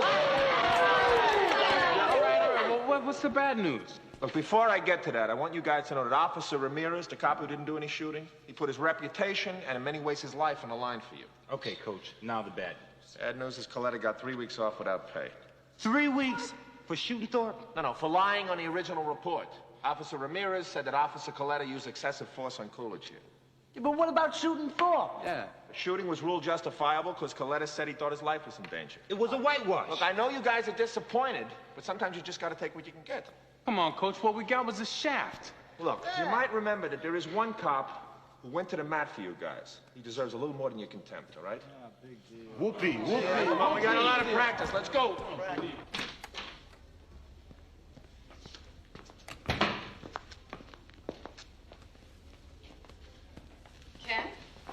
Yeah? What happened to practice? I cut it short. Nobody seemed to feel like practicing today.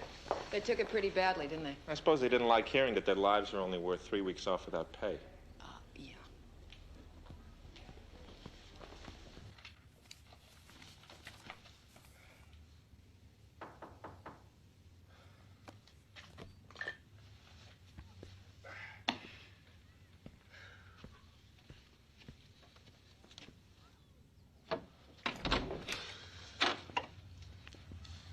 Hi, I'm Jerry Ramirez. I know who you are.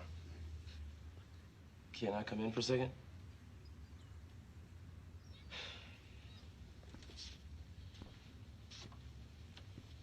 I suppose you heard about the... Yeah, heard all about it. So would you come here to arrest me or what? This is unofficial. Do you mind if I sit down?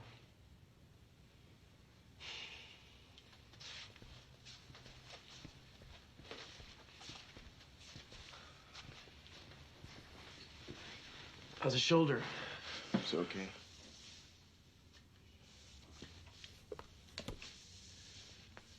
Look, I just wanted to say how sorry I am about everything.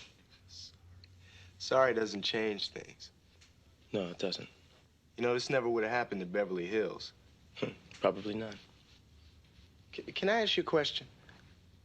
You're Spanish, right? Mexican-American. Why would somebody like you become a cop? Same reason somebody like you wouldn't. What's that mean? When I was your age, I had my share run-ins with the cops, and they hassled me pretty good. I could have gone the way of my friends, most of which are dead or in jail now. Or I could, you know, try to make things better. Sometimes I don't think we can.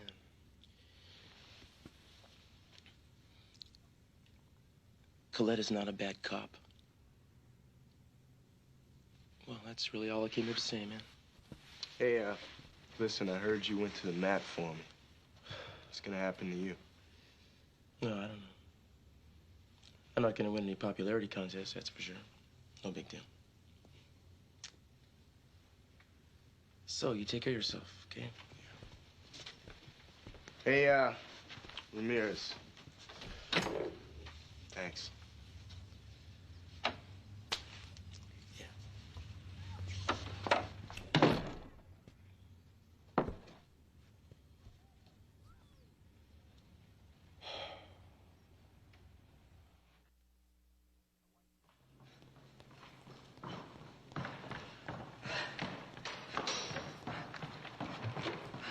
Practicing for the 20-minute mile, eh?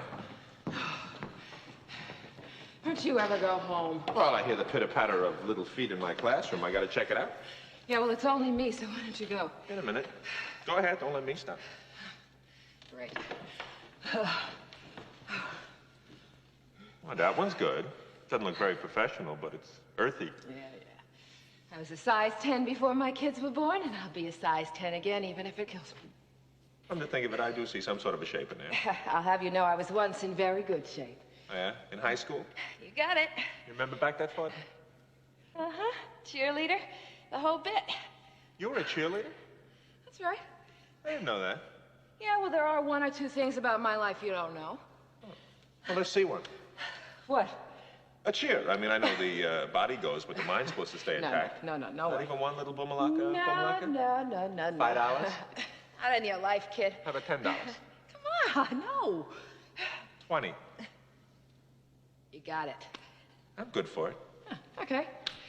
All right. Let's see. Okay. Give me a T. Give me an E. Give me an A. Give me an M. Yay, team!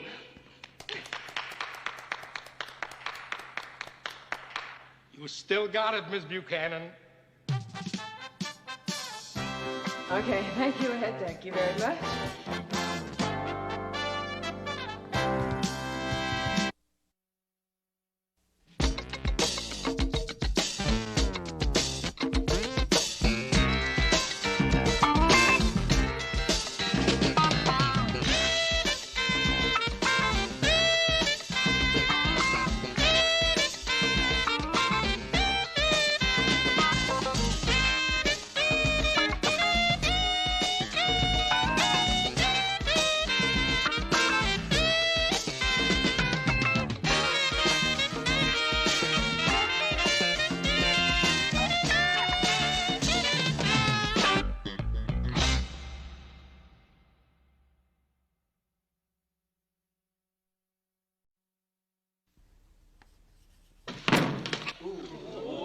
I gave you an A, Teddy.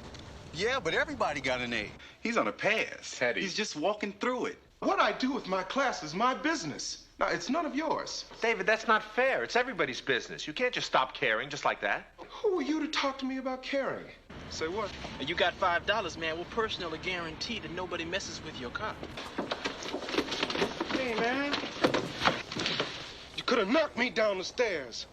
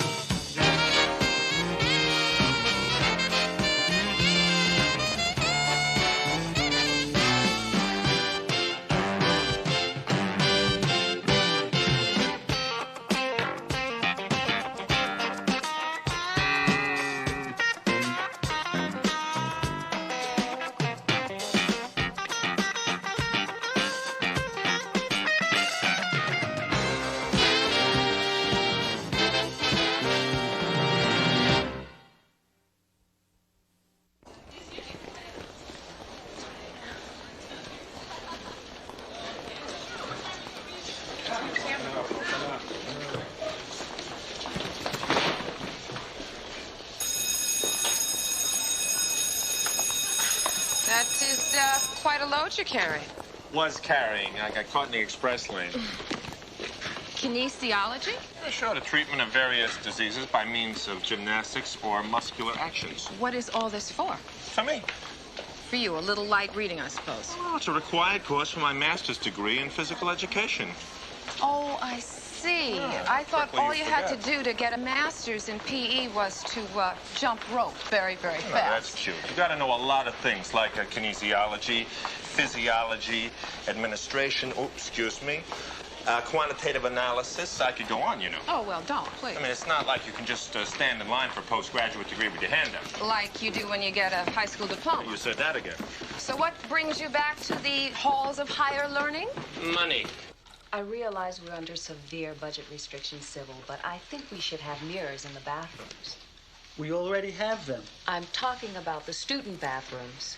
You put mirrors in the bathrooms, guaranteed they're smashed within a week. Expect the worst, get the worst. Expect the best, and you'll get the best. It's a noble thought, Eleanor, but these kids carry knives, not combs. And guns. And books. Only occasionally. What we need are security guards and metal detectors, not mirrors. Sure, we should have an armed camp with watchtowers and barbed wire, machine guns. Crying out loud, Ballerini. Well, it's impossible for me to teach, Mr. Reeves. I'm spending all my time disciplining a few juvenile delinquents instead of teaching the kids who really want to learn.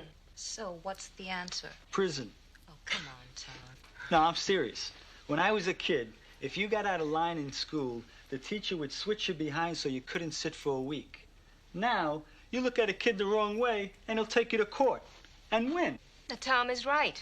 In order to maintain classroom order, the kids have to be afraid of something. But I tell you, these kids are not afraid of anything, and they have no respect. You make it sound like they're criminals, though. We're talking about high school students. Well, you wouldn't understand, Ken. You're bigger than they are. Well, look, there may be a handful of bullies, but... Who are armed to the teeth. Yeah, but the majority of Carver students are very interested in getting a good education. You make this sound like it's a war. Your kids voluntarily show up every afternoon at the gym raring to go. It's not the same in the classroom. There are no pep rallies before an algebra class. Maybe there should be. All right. Hey. Now, let's not turn this into a barroom brawl. We've got classes to go to. We'll continue this dialogue at our next meeting, all right?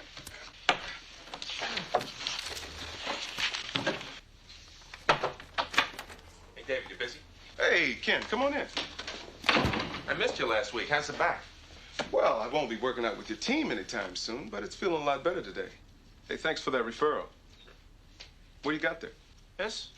A little physiology. Watch this. Tendinitis. A tendon is a bank or cord of dense or fibrous tissue forming determination of a muscle. Not bad, huh? Isn't that bursitis? No, bursitis is the inflammation of a bursa. Not bad, huh? Good old tennis elbow. Yeah, well, you ought to know. Man, all the problems I've been having lately, I'm practically a certified chiropractor. So what is all this for? Big test coming up. And to tell you the truth, my study habits aren't what they used to be. More school? Mm-hmm. Where do you get all of your energy? Amphetamines. Well, let me have some. Hey, seriously, you got any more trouble with that back? Don't waste your money on fancy doctors. Come to me. I got a room full of all the bandages and braces that were ever invented. You're on. By the way, where were you this morning when I needed you? What do you mean? In the conference this morning. Bellerini and Louise Bradley are out headhunting, and there you are, a silent majority of one. Well, you were holding your own. Oh, you think so? No, but then Bill Bradley used to always eat you up, too. Come on, only when he was hot and I wasn't getting any help. Oh, meaning my grandstanding for the 400th time would have made a difference. Couldn't have hurt. Well, what can I say? I enjoy watching the white guy in the minority for a change. Next time I go out on a limb, I'll know who to call. I'm in the book. How's Luann? She's great. No more poker nights, though. Well, you know. Oh, yeah, I know. A little security for an ex-radical, huh? Yeah. Give him my best. See you.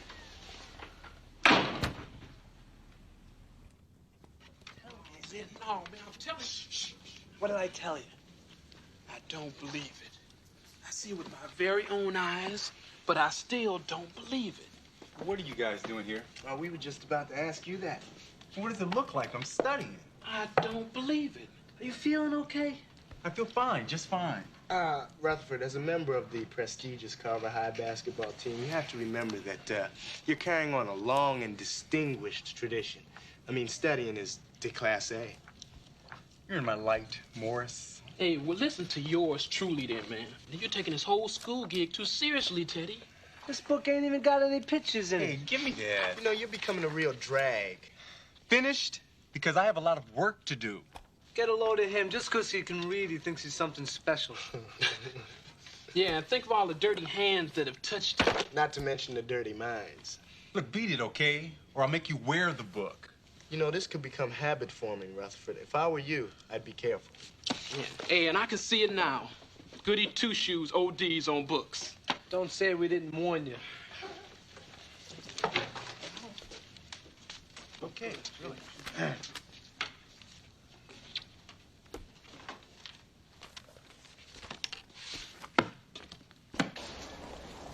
Mr. Mackey. You got a minute? Yeah, sure. Okay, I have to do this paper for Miss Jensen's English class, and I was wondering if you mind giving me a quick interview. Me? Well, what about? Well, see, it's supposed to be a biography, as in Winston Churchill or Jackie Robinson, you know, guys like that. But see, I thought that you might make an interesting one. Churchill and Robinson, that's pretty heavy company. Well, why me? Well, you're the closest thing to Martin Luther King that Carver has. Oh, really? Yeah, well, I mean, you were in Mississippi during the voters' registration drive. You were even arrested for it.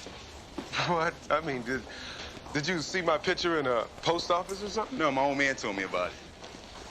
Well, I was only 18 at the time. Well, he didn't mean it badly. I mean, even Martin Luther King spent some nights in jail. Did you know Dr. King? No, not personally. My old man, he said he saw you address a school board meeting once. Said you gave a fire and brimstone speech that turned into a revival meeting. So you were quite the activist in your time, huh?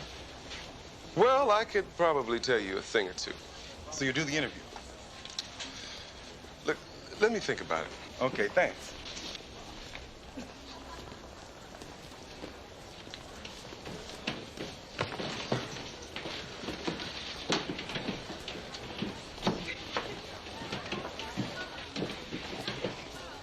And this is what led to the Voting Rights Act of 1965.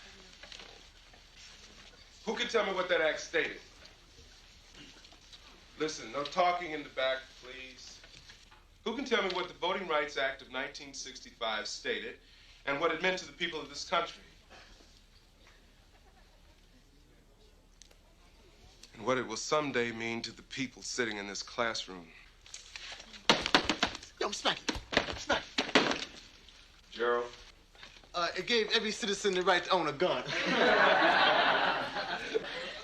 Anybody else? The Voting Rights Act of 1965.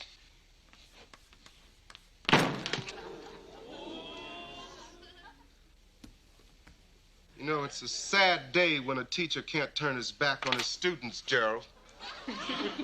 Man, you're always coming down on me for everything. You don't know who threw that. Could have been anyone.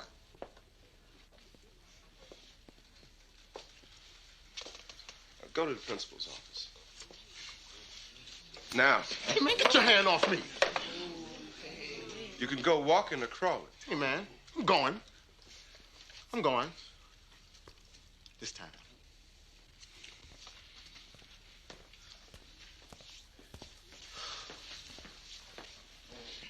Voting Rights Act of 1965 was passed during the Johnson administration.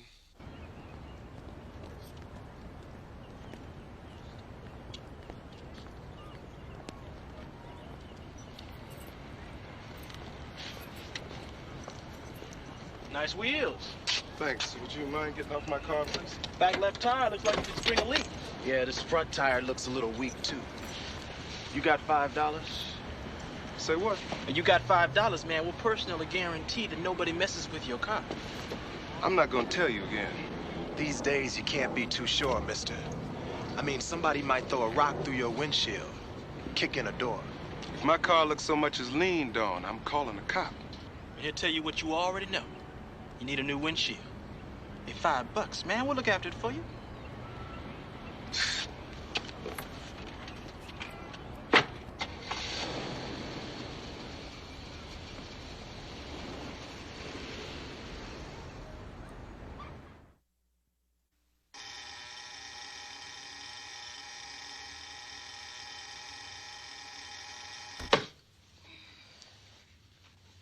Coffee's ready. David, if you don't get up, you're going to be late for school. David, come on, get up.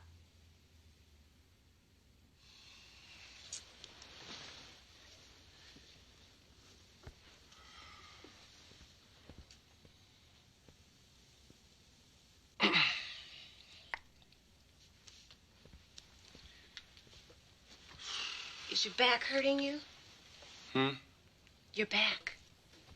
Yeah. You were really restless last night in your sleep. Yeah, I know. I had a bad dream. What was it? What else?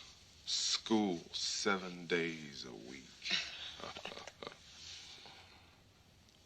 Do you want me to call Dr. Ellis? For what? No sense wasting good money for nothing. Oh, come on, David. Ken says he's the best back specialist around. Tell it to my aching back. You know what I think? What do you think? I think that you shouldn't have played touch football last weekend. Had nothing to do with it. Mondays are always the worst. No, baby. Mondays are just the first. Well, if you want to stay in bed, I'll call you in sick. Now, that's a good idea. You call him and tell him David Mackey has filed for early retirement so he can spend more time on his yacht. Who introduced required physical education among college co-eds? Now, don't tell me. I know that one. Marianne, what's her name? Wellesley, right? Wrong. In fact, there is no required physical education among college co-eds, only in certain schools of study. It's a trick question. You actually studied this stuff this weekend? Well, I kind of started. Looks bleak, Coach. How am I going to pass this course, Thorpe? I don't think you're going to. Well, you're a great inspiration. Well, I've learned from the best. Shall we go on? That's ridiculous. PE 301 could keep me from getting my master's degree. It's a drag, isn't it? I mean, why are they making me take a course where it just consists of me memorizing a lot of facts that I'm going to forget as soon as I walk out of the test? That is the question I ask myself every day of my academic life. Next question. You know, Coach, sometimes when you can't get the material, it's good to, like, throw down the books, you know? Go to the beach for a few days, treat yourself good. I suggest you wing it. Well, you just asked the questions, Thorpe.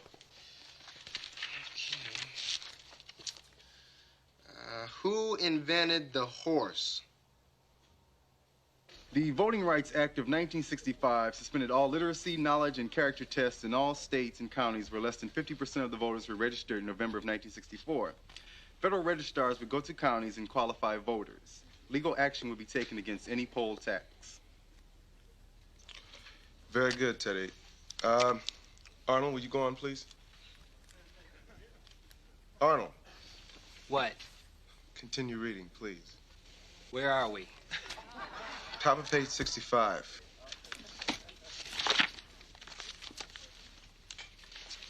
On May 1st, 1898, Admiral Dewey reached Manila Bay and captured Manila.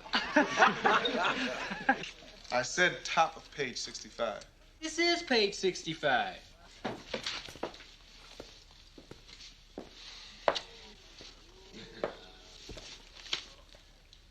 This is the wrong text. Well, how was I supposed to know that? You could have opened up the book and found out. Here.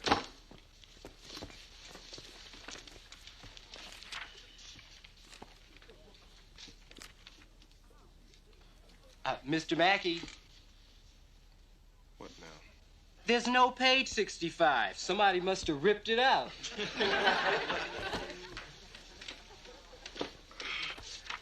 Clarence Davis used to have this book. No wonder why this page is missing. Hey, what's Bad Clarence into these days? I heard he's dead.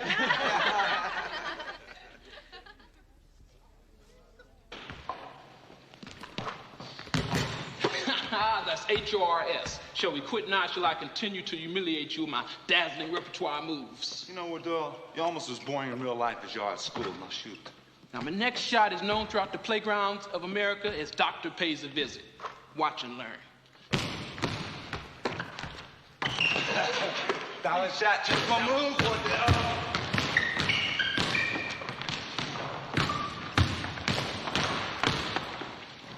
What are you reading, man? It's a book about Benjamin Mays. Oh, yeah? Is he related to Willie? Yeah, that's why they wrote a book about him. Oh, yeah. No, seriously, who is the dude, man? No one you ever heard of. Why not?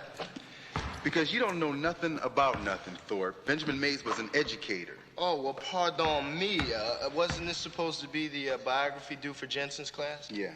Well, I thought you were doing that on Mackey. He passed. How come? I don't know. So why are you doing it on this Mays guy?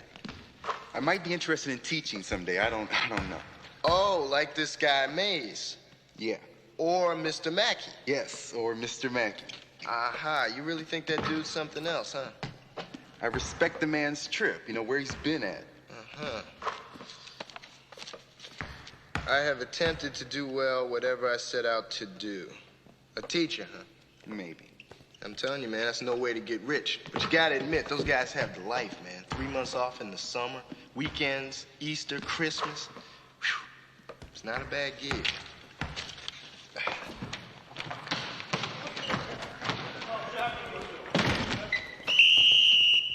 All right, ladies, it's Monday. I hope you all had a nice weekend, but we got Oak Ridge on Friday, so we got a lot of work to do. I want to start with the St. Louis drill.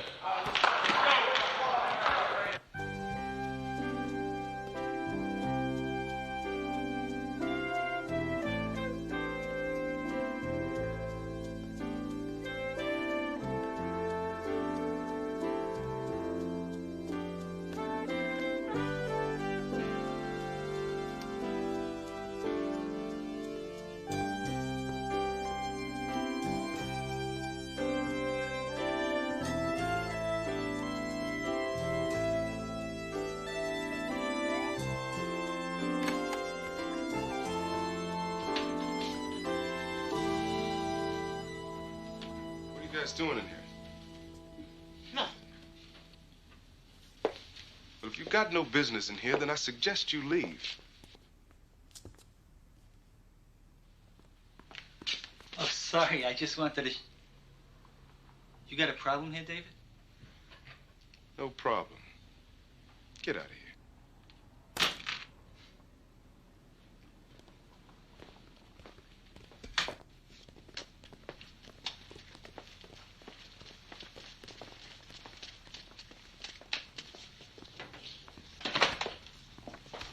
You okay? Yeah, I'm fine. You don't look so good. You want me to call the nurse? No, I'm fine, Tom. I'm fine, thanks. I have some photographs I wanted to show you. I'll bring them back tomorrow. Okay, good.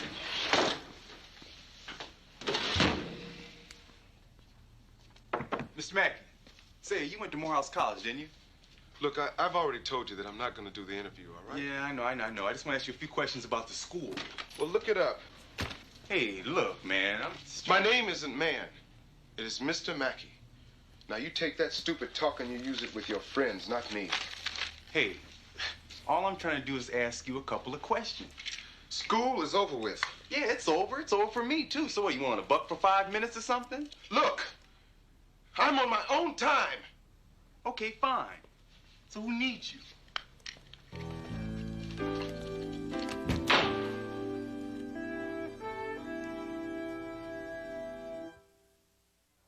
Kill him, man. Knock him out.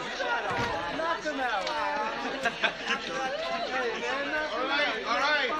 Bell is wrong. Everybody take their seats.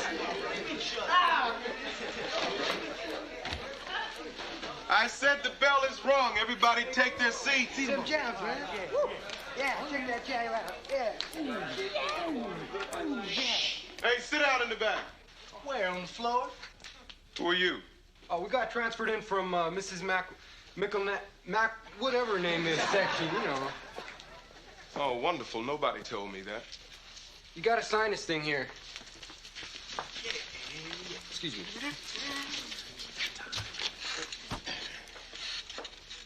Get off of my desk. Hey, eat this. Hey, man, go find something to do, right? Get out of here. Hey, don't fight, all right? Listen, you, why don't you come sit up at my desk? You sit up here today, okay? And you, Paul, why don't you sit... No. That's Raul. Raul. Mr. Mackey? Look, just a minute. Why don't you sit on the back in the table over there? On a table, man? What are you talking about? Don't I get a chair here like everybody else? We don't have any more chairs. Oh, well, that's all right. He can take my seat, because I have something better to do anyway. Sit down, please. Mr. Mackey, What is it? Miss Hanson said to tell you they need those evaluation forms right now. Look, you tell Mrs. Hanson I've got my hands full. You tell her to send her secretary down from her guidance department if she needs those things so badly. Tell her secretary to fill them out. Tell her I said that. All right. Did anybody read chapter 28? What about test papers? At the end of class. If nobody read chapter 28, then we'll read it now, together. Warren, you want to start? Come on, man. I thought we were just going to talk about it, not read it. Nick, you want to start? All right. During the next few years, the question of territorial expansion was not a particularly sensitive point because an equal number of slave and free states were admitted. This relative calm ended with the acquisition of territory from Mexico in 1848.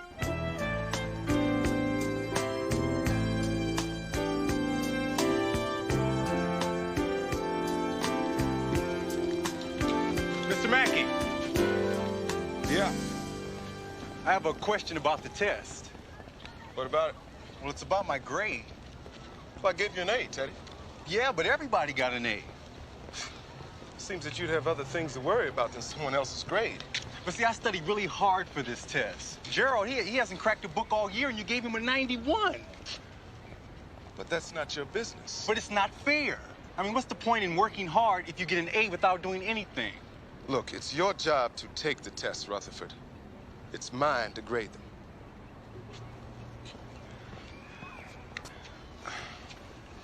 So, if I can get myself bounced out of Dylan's English section, that'll put me in Morgan's third. That'll open fifth period for Mackey's class. Rutherford, you said that one's pretty well locked up, right? Yeah, that's right. So we can get into sixth period. I mean, that one's still open? So what are you asking me for? Well, you're the one that's got the dude, not us. Look, you want a spot in this class? Take mine. I thought you really admired that guy. Yeah, you'd think that Mackey was the Pope or something, the way you follow him around. What's the matter? Your hero got clay feet? Hey, stuff it, huh? Well, ain't that a shame? Turns out Rutherford's man's a brick. He ain't got nothing. And I got another flash for you, buddy. There ain't no Easter bunny either. Hey, anybody got a spare hanky for the dude? You know, I can't figure out when you seem more stupid, with your mouth open or closed. You want to run that by me again? Anytime, any place. Come on, break it up. Hey, hold it. You want to fight? We'll start a boxing team, all right? What's the problem? The dude's a whiner. He ain't happy because he only got an A on his test. Wrong. I'm not happy because everybody got an A on the test. And now these dopes want some of the free action, too. What do you mean free? Free, a gut, as in put your name on the paper and cruise through the course. I mean, somebody around here's giving out free grades? Yes. Who? Mr. Mackey.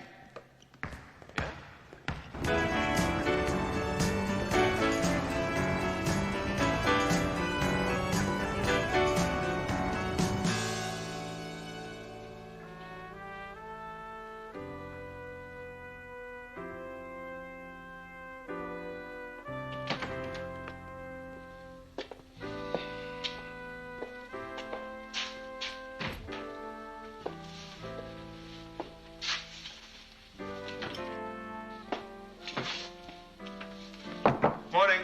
Anybody home? Hey, Kenny. What's up? Well, not me, not yet.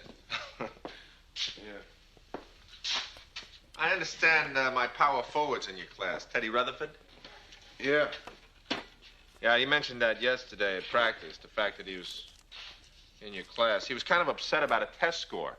He claims you gave A's to everybody in the class. I told him that had to be wrong. I told him that it was his job to take the test and mine to grade them, right? Sure, as long as everybody's getting a fair shake. Well, I would call 93 a pretty fair shake, wouldn't you? Sure, as long as he deserves it. He did. How about the rest of them? What concern is this of yours? Look, David, Rutherford's a very bright kid. He thinks the world of you. I figured there just must be some sort of misunderstanding here. There's no misunderstanding. You mean it's true? I grade the way I see fit. David, you can't do this. Now, look, Ken, you are way out of bounds on this. Listen, David. No, what I do with my class is my business. Now, it's none of yours. David, that's not fair. It's everybody's business. You can't just stop caring just like that. Who are you to talk to me about caring? A third-year basketball coach. It's not a question of time. No, that's exactly what it is. 12 years I've been here. You understand? 12 years. Before you even so much as heard of South Central Los Angeles, I was teaching in it. And until you put that kind of time in, don't you dare speak to me about caring.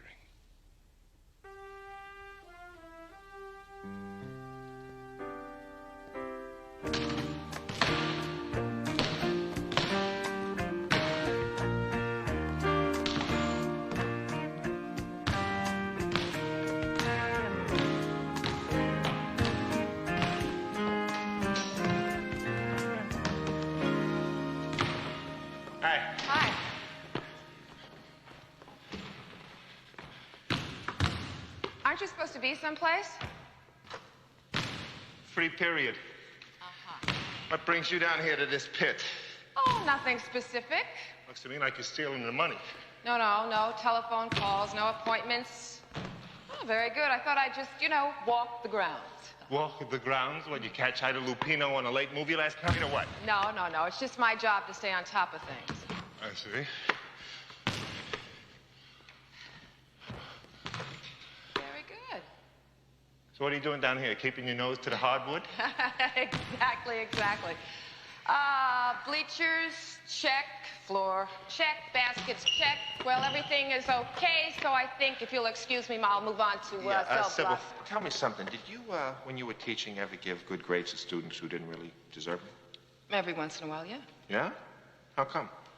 For encouragement or motivation. Sometimes I'd run into a student who tried really hard but got no results.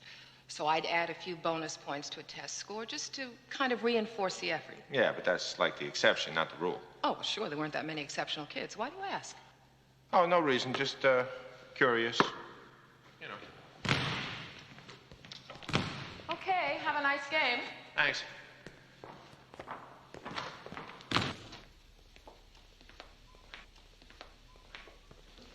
Hey, kid. Hey, look, I'm really sorry about earlier. I guess I just overreacted a little bit. Hey, look, it happens. Well, it's just Forget it. Get a load of this. Coolidge wants his number retired, so I see this petition hanging on the bulletin board. To be retired at end of season, good old number 45. Not too many signatures, huh? Just a couple of them, his and what's meant to be mine, get it? Oh. Give these kids an inch, they take a mile. Hey, hold. Hey, now. Hey, easy like that, will you? Come on, let go of his neck. Hey, David, come over here and help me out, will you? Hey, David. Hey, that's it. You hear what I said?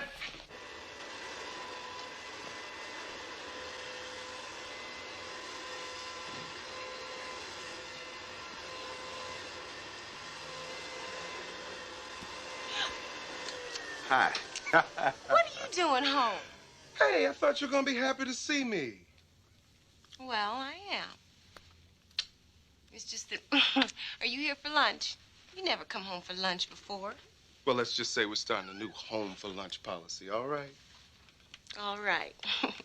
So then what's it gonna be? We got egg salad, we got leftover meatloaf. Neither one. I'm taking you out to lunch. Out? That's right. Well, you have time for that? I am yours for the afternoon, my dear. Oh, right, sure. Hey, if the kids can play hooky from school, why can't I? You're not going back to school? It's a beautiful day. Well, what about your classes? That's no problem.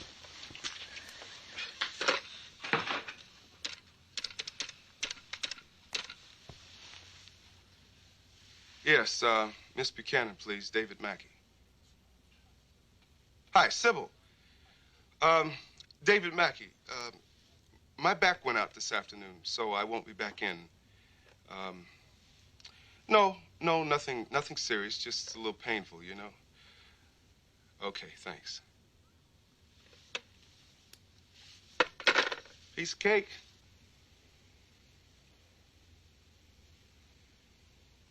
Hey, come on.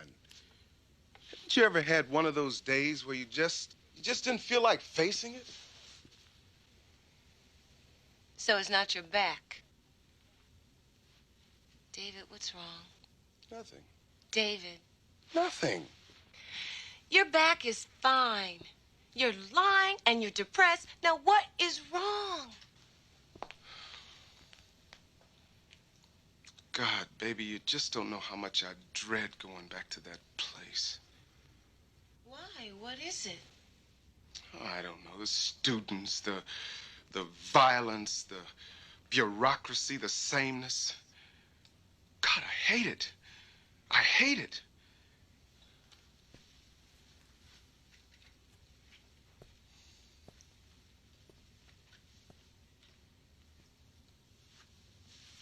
Then quit. And do what? Something. You could find something. Baby, I am 35 years old. Teaching is my job. Besides, it's a paycheck.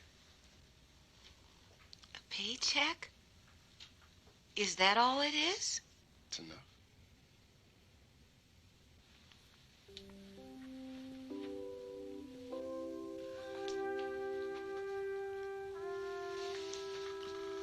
Hey. Hey, baby, it's gonna be all right.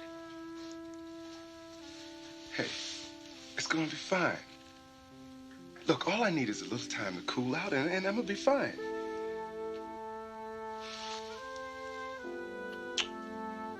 gonna be fine. It's gonna be okay.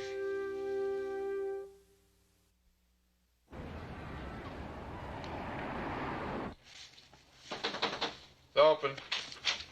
You wanted to see me? Yeah, Rutherford, come on in. I have a class. Yeah, well, this won't take long. Have a seat.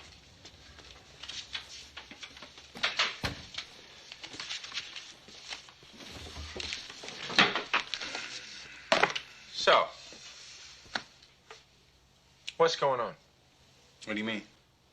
I don't know. School, your life, everything okay? Everything's fine. You sure? Yeah, I'm sure. So how come you've been walking around the last couple of weeks like you just lost your best friend? I'm doing okay. You could be doing better. Hey, I'm making my shots. Oh, come on, Teddy. I'm not talking about making your shots. I'm talking about attitude. Now, you've got what it takes to be a leader on this team, but recently you're not acting like a leader. You're not participating. You're not putting out. You're just sort of putting in your time. Is that it? Look, Rutherford, I didn't bring you down here to chew you out. I mean, it may seem like that, but I'm just trying to understand what's wrong. I've just figured out the way of the world, that's all. You know, how it works. Oh? How does the world work? It's all a lot of hype. What's that supposed to mean? It means that all this stuff about caring and concern is just public relations. You see, it's not cool to care anymore. I mean, the 60s are dead, right? This stuff with Mackey really hit you, didn't it? No, it didn't hit me. It just opened my eyes. I mean, everyone's talking about how he's this and how he's that, but he's on a pass. Teddy. He's just walking through it. You know it and I know it. All he cares about is the paycheck. And don't tell me about his back, because I played pickup with the guy in the gym. It didn't bother him then. And if it did, so what? There are people without arms and legs who haven't stopped caring, so why should he stop? I don't know. Well, why don't you find out? Look, Teddy, I understand what you're saying, but there's nothing I can do. Yeah, right, because he's a teacher, right? That's right. I'm not his boss. He doesn't work for me. Yeah, he's a teacher, that's cool. But if he was on the team, you get rid of him in a minute. But he's a teacher, and it makes all the difference in the world, right?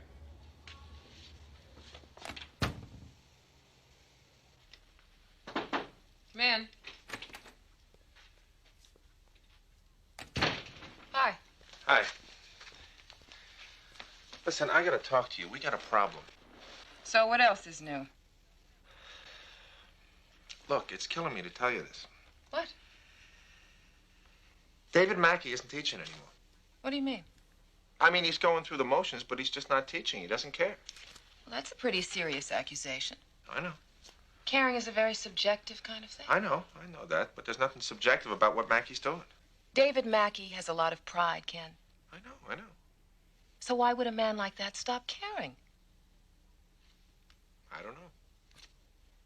I thought Ken was going for his master's in phys ed, not psychology. No one's trying to psychoanalyze you, you know. No? Well, what would you call it? David, Ken talked to me as your friend. Oh, I see. Ken is now a psychiatrist and you're a back specialist. Look, David, if something is bothering you, just tell me, please. Look, Sybil, I don't know what this is about. I'm fine.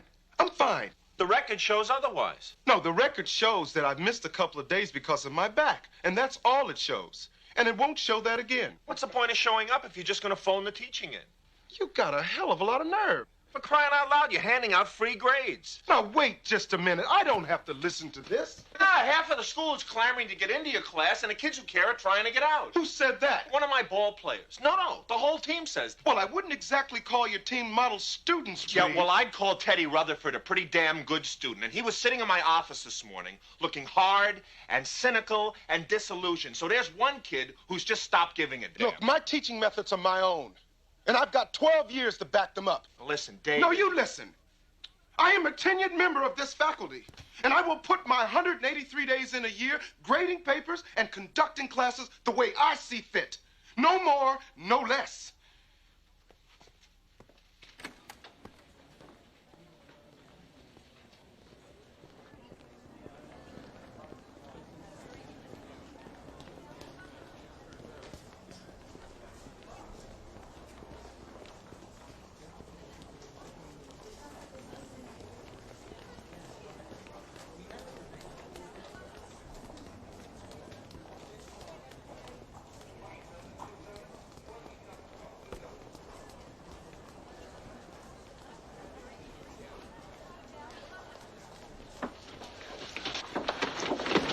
Hey, man.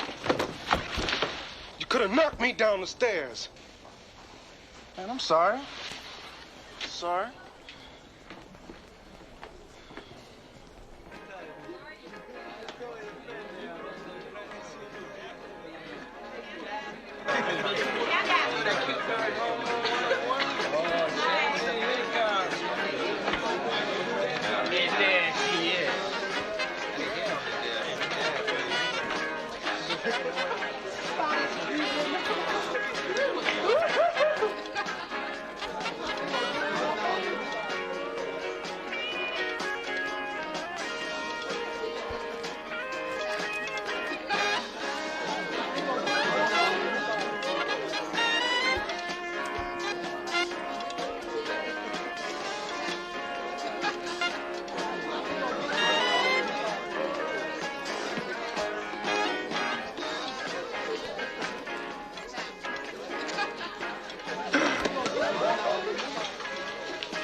Take your seat, brother. Why don't you do something?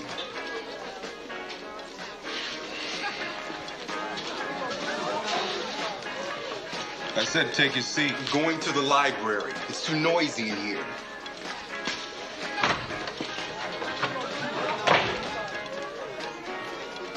Which brings us to Thursday afternoon's dilemma. Now, the basketball team, the gymnastics team, and the debating teams are all scheduled for competition at different schools. Now, wait a minute, Sybil. You promised me 3 weeks ago that... Oh, I know, Eleanor. Now, the gymnastics team will have use of the driver's ed car. Can you help us out, David? No. Oh, okay. Tom? Yeah, sure. Okay, great. Now, Tom and I will take the rest of the squad in our cars. Thank you, Tom. Which means that the basketball team and the debating team will have to share the school bus. What? Why? Because both teams are competing at Fuller. Since when did any debating team ever have a team bus? Since the two debating students who usually take everybody to the competitions got sick. I didn't even know we had a debating team. Oh, well, we do. And George Robinson is the coach. Oh. Sorry, George. Isn't it a little ridiculous to have a debating team when half the students in this school can't even read? Yeah, right, George. What are you guys debating this week? The best portable tape cassette? No, who's the better group, the Commodores or Earth, Wind, and Fire? A debating club? It's a joke. No, not really, Dave. I have some very exceptional kids on my team. How many? 4? As a matter of fact. 4 exceptional kids in a student body of 3,000. Very impressive. Hey, we only have 1 or 2 exceptional musicians out of that group of 3,000, just as we only have 1 or 2 exceptional basketball players. But you see, that's my point. What's your point? Extracurriculars are ludicrous when we have hundreds of functional illiterates walking these halls. You can't make a generalization like that. Oh, come on. Sure I can. We all know how things are, don't we? I mean, we can tell the truth, can't we? What's the truth? That we're like the little Dutch boy with our thumb in the dike, using our meager resources to hold back a tidal wave of ignorance. That's horrible. What? Our meager resources or tidal wave of ignorance? That's sick. That's the truth. Well, I think you're wrong. I'm right. And everybody in this room knows that I'm right. Oh, come on. These kids don't care about us. They don't care about you. All they care about is their spandex pants and music. God, they think the world began when they were born. Oh, come on, David. Oh, for God's sakes! All right, we lie to them every day of the year. But do we have to lie to ourselves? To each other? Listen, we are not the ones being graded. Look, half of these kids wouldn't even be in this school if they didn't have to be here. They don't respect this school. They don't respect you. They don't respect their parents. They don't respect themselves. Nothing matters to them. Nothing. Can't you understand? They can't stand us, and we can't stand them. We are the enemy.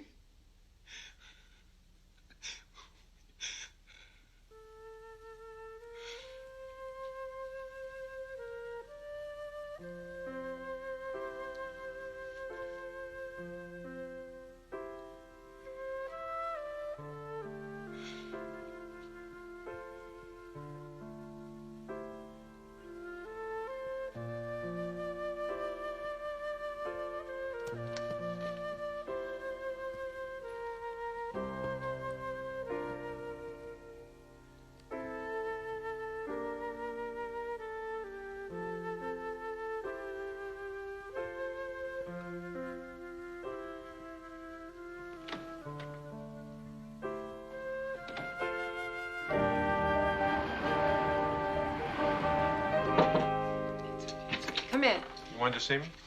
Hello, Ann. Hi, Ken. Come on and sit down, Ken. I hope I'm not keeping you from your work.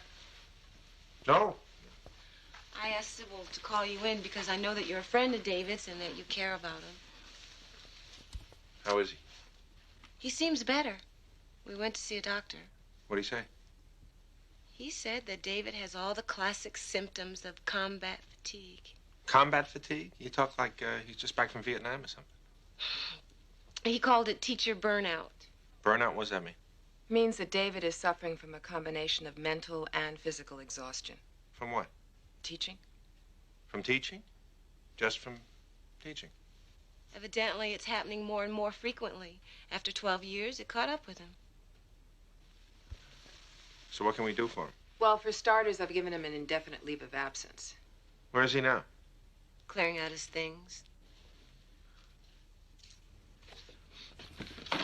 Hi. Hey. Can I come in? Sure.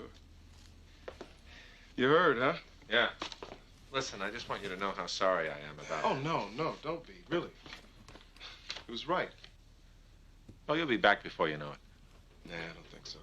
Oh, sure. A couple of months off, you get a clean bill of health, they'll welcome you back with open arms. No, you don't understand. It's not a question of them. It's me. I don't want to come back. 12 years, man. It's not a lifetime. But it's a hell of a long time. You're a fine teacher, David. Fine teachers don't exist anymore. Not after 12 years, anyway. They just learn to survive. I sure hope you're wrong. Do you? Yeah. Well,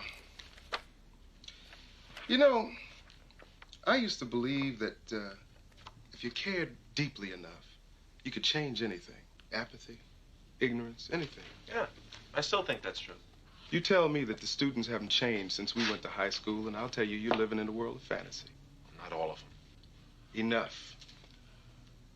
Well, too many for me. Well, that's about the last of it. Well, let me give you a hand. No, thanks. I got it. Well, maybe one. Hey, let's have dinner sometime. Anytime.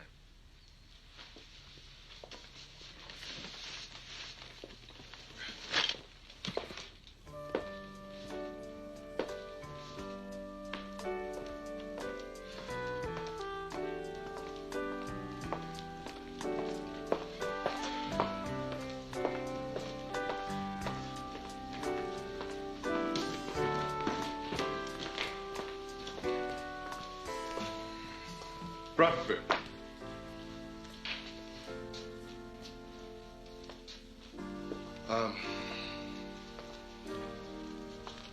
Listen, I'm sorry that I couldn't have given you more help. I hope you find a teacher that can. You're a very bright young man.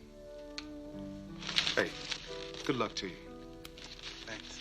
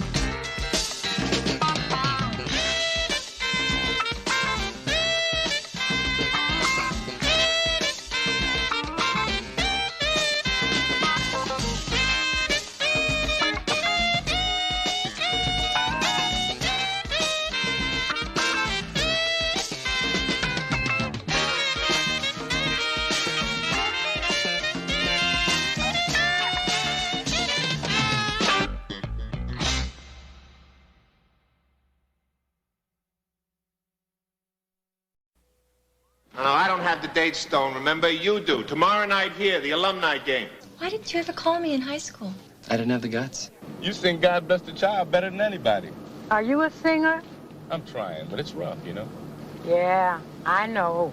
Look, Angela, I'm not looking for girls. I'm not looking for anybody, okay? You walk out the door. Just don't bother to come back, okay? I don't need this. You understand? You gonna be a lawyer, Haywood?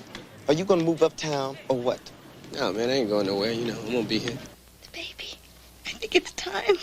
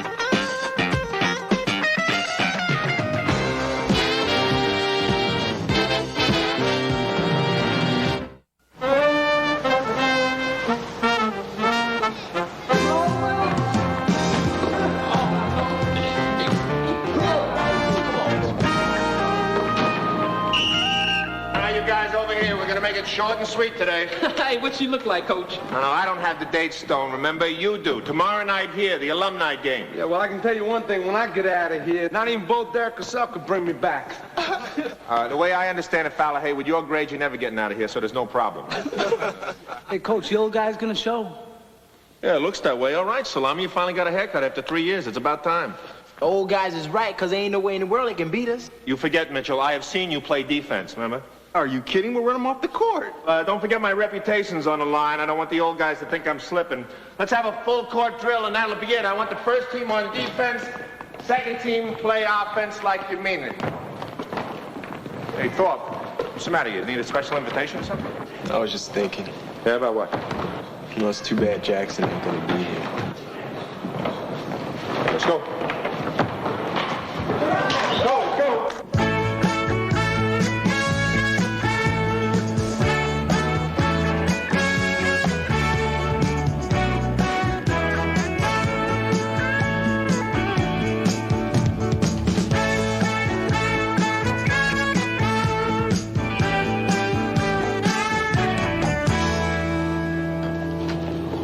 Cap? Yes? Cap, ma'am? Yes? You're Maxine Jeffries, aren't you? Yes. I knew it. I recognized you right away. I'm one of your biggest fans. Really? You have any baggage? No. Yeah, I travel light myself. Hey, what's going on here? I was here first. There's a lion here, lady. I'm going to tell the dispatcher about this, Milton. Look, I know I'm not a lion, Dave, but that's Maxine Jeffries. I don't care if she's the Queen of England. You are way out of line. All right, look. Here's $5. What do you say? Huh?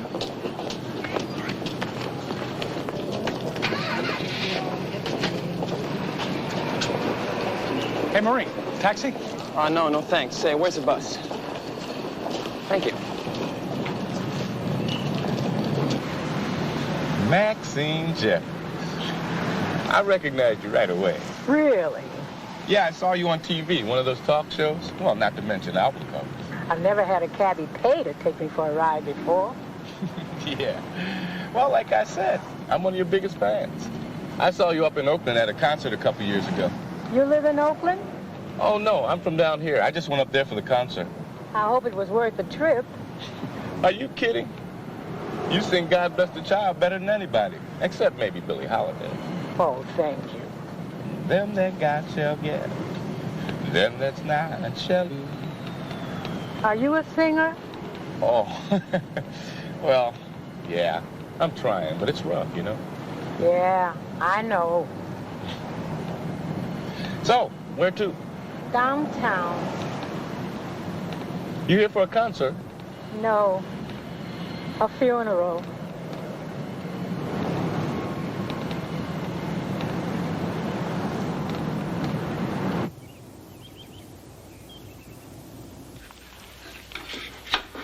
James, see what's keeping your brother.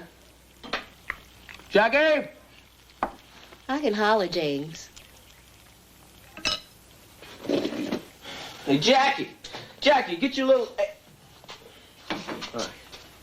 Come on now. I ain't got all day to be feeding you breakfast.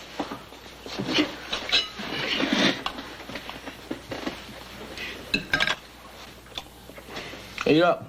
I ain't hungry. How you gonna grow up to be world heavyweight champion if you don't eat your breakfast? Huh? You think Muhammad Ali don't eat his breakfast? All right. Professor Murray called you last night. Did you call him back? Mm-hmm.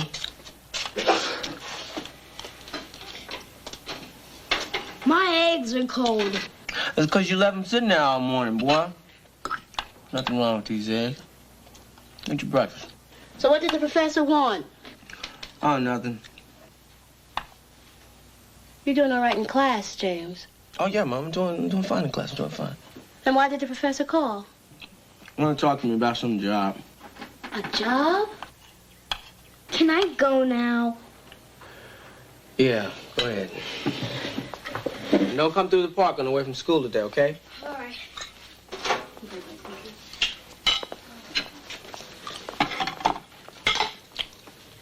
Now, don't forget, you got to come straight home when he gets home from school. Mama, you know I got the alumni game at Carver tonight. They need me. They can't win without the kid. You got time. And what kind of job did the professor recommend for you? I don't know. It's a job with some law firm, some... Oh, James. No, Mama, it ain't nothing much now, nothing like A that. law firm, James. Look, Mama, I don't have the job yet. Besides, from what I understand, it doesn't pay that much money anyway.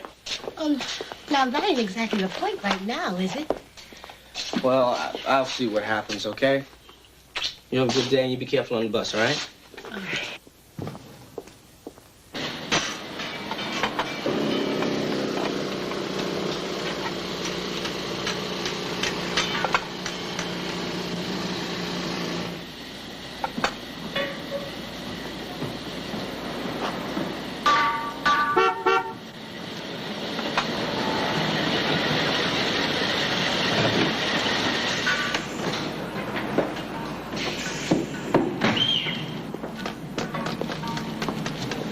Here you go, Ricky.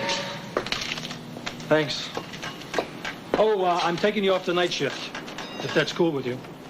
Yeah, that's great. Hey, any trouble last night? Nah.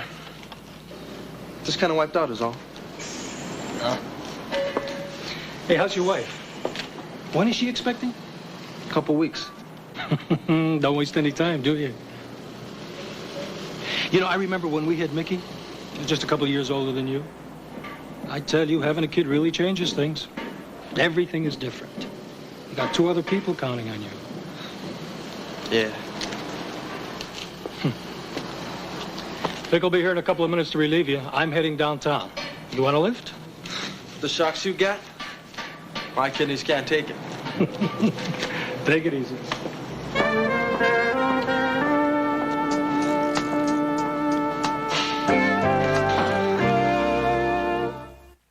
So, you got enough, Abner? No, fine, just fine.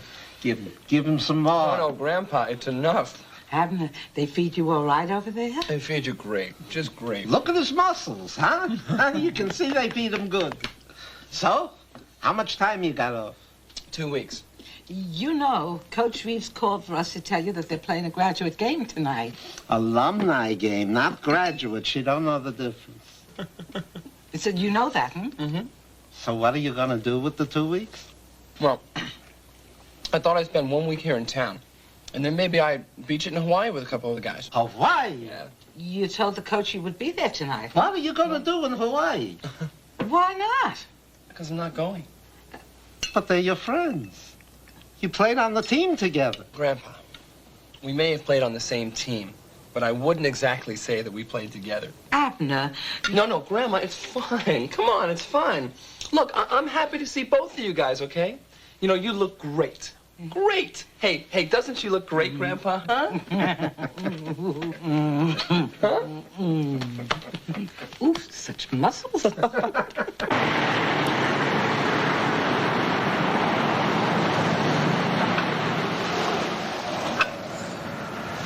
I'm real sorry about this, Miss Jeffries.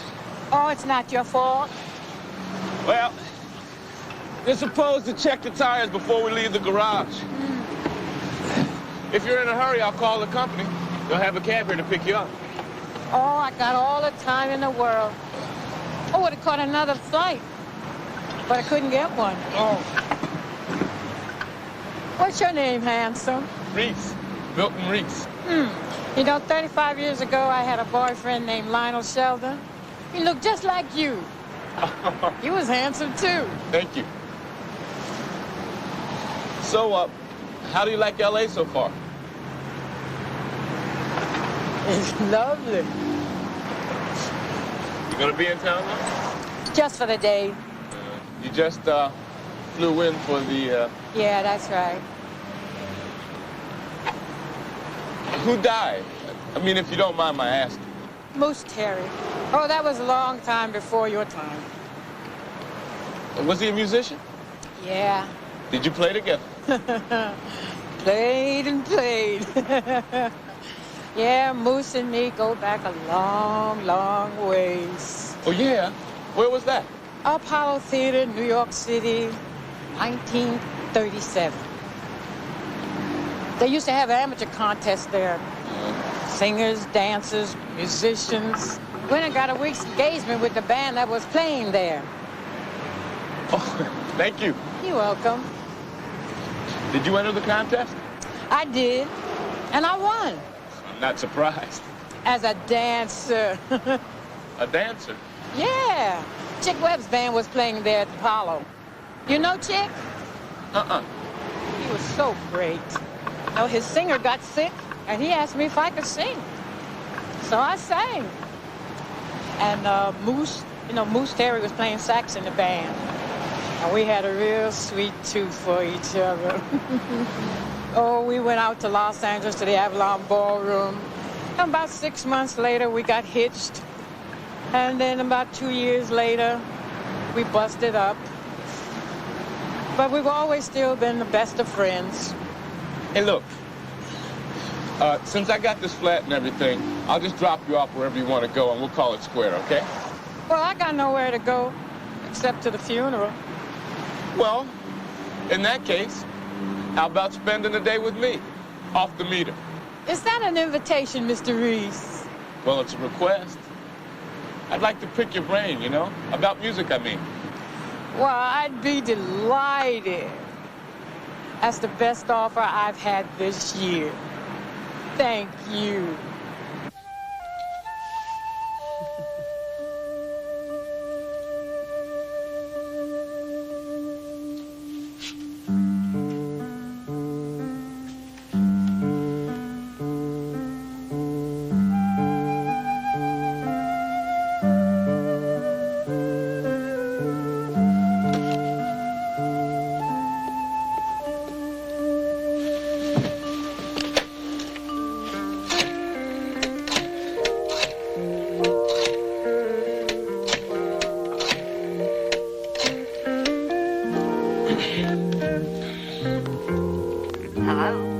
Hi, can I speak to Ginny, please? Who's calling? A friend. A friend? Yeah. Well, Jeannie's not home right now. Oh. Would you like to leave a message? No, no thanks.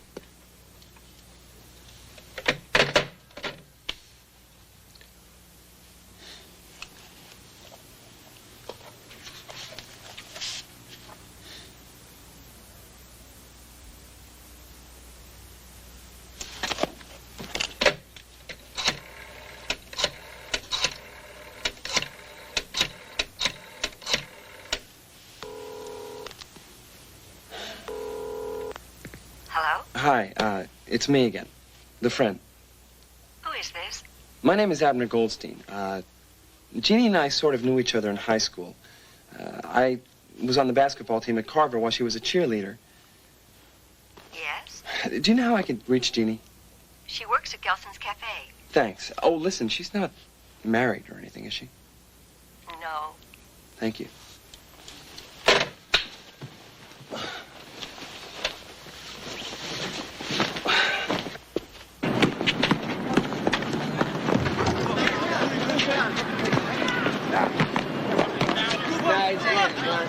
Run, hey. If I do, I'm gonna burn you up. You know that. Look out. Hayward, my man. Hey, how's it going, man? How you doing, brother? I'm doing okay, hanging in, hanging on, you know. You still going to school? Yeah, I'm still in there. Don't watch out. Your brains is gonna grow out of your head. You wouldn't know too much about that now, would you? Look at you. Don't see you around much, Hayward? Yeah, well, you know how it is, man. You getting married? So what? Get your tie ready, buddy. Hayward's checking out. Not me, man. No, look here. I just gotta check out this gig, that's all. Yeah? Yeah. What kind of gig? Some law firm, man. I don't know, you know. Hey, man, you want to hit? No, I better pass. You got $1? We can run down to the store and get some more juice. Yeah, I got something. All right, my man. Let's do it. Yeah, just fine. You gonna be a lawyer, Hayward? I don't know, man, maybe. Get you out of jail. Yeah, I heard you could have used me last weekend, too, Jack. Look at it, man. Nah, I just gotta survive college first, man, then maybe I'll be okay. Are you gonna be a lawyer? Are you gonna move uptown, or what? No, man, I ain't going nowhere, you know, I won't be here. That's right, Hayward. You ain't going no place. That's right, Blood.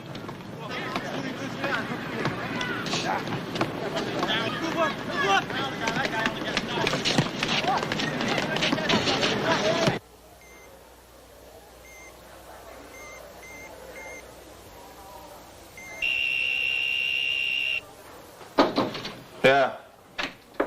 Is he? Yeah, frustrated. Oh. What's the problem? I'd like to say it was his watch, but I'm afraid it's me. You know how to work one of these things? Yeah, when the big hand is on the sixth and the little hand's on the Cute. foot. Look, Ma, no hands. I think you need about a 200 Oh. IQ to figure out one of these things. Well, maybe they give a crash course over at UCLA. Give me a break. Why'd you buy it? I didn't buy it. It was a gift from Katie. Don't worry, I'll get back at her. So what brings you down to this neck of the woods? I need some tickets for tonight's game. You afraid they're going to turn you away at the door? No, but I've got some friends who want to go, and I figured since you're the coach, you know, you might help me out. So you'd like me to throw my weight around a little? Right. How many? 4. Consider it done. Thank you. Damn. You know, I think this is the same kind of watch Gomez tried to pawn off on me a couple of years ago. I wonder what the hell he was thinking. He was thinking you were pretty green. I might remind you that I was raised on the streets of New York. Bayside, Ken, Bayside. Yeah, well, I had street smarts before these kids were born. Hey, you don't have to tell me how tough you are.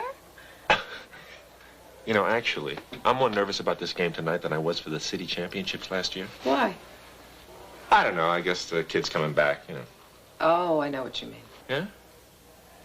How is it you know what I mean when I don't know what I mean? Well, I know these kids mean a great deal to you. I guess I'm just a sentimental old slob. Well, I wasn't saying that. You know something else? What? Sometimes I forget how much I like doing this job.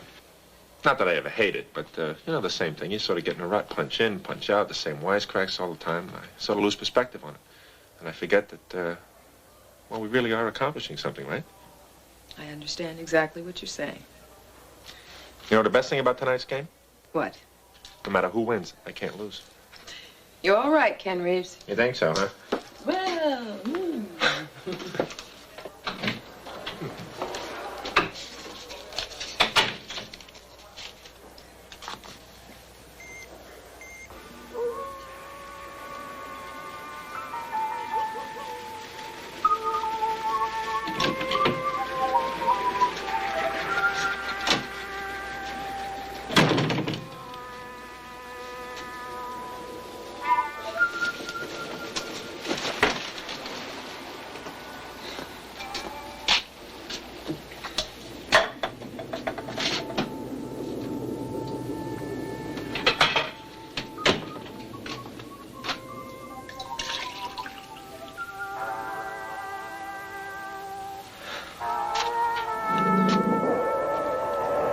Gary called. Yeah? What do you want? I want to know if you're going to hang out.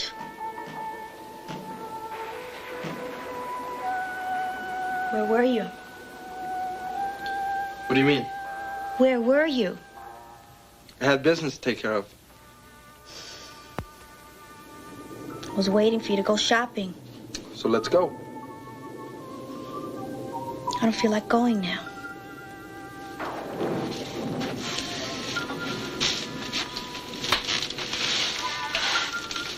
Change the channel?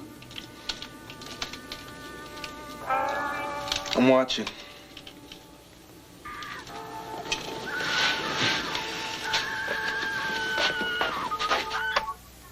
Hey, I said I was watching. So was I. Hey, you know what? I come home, you got nothing in the refrigerator. You sit here all day. I fixed your lunch.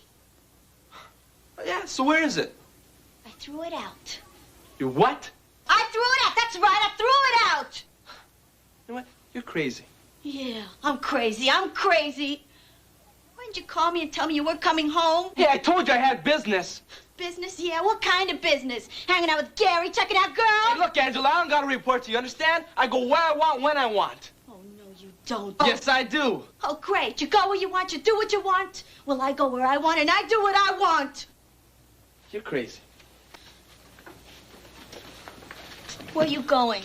Out. You and Gary gonna look for girls? Look, Angela, I'm not looking for girls. I'm not looking for anybody, okay? You walk out the door. Just don't bother to come back, okay? I don't need this, you understand?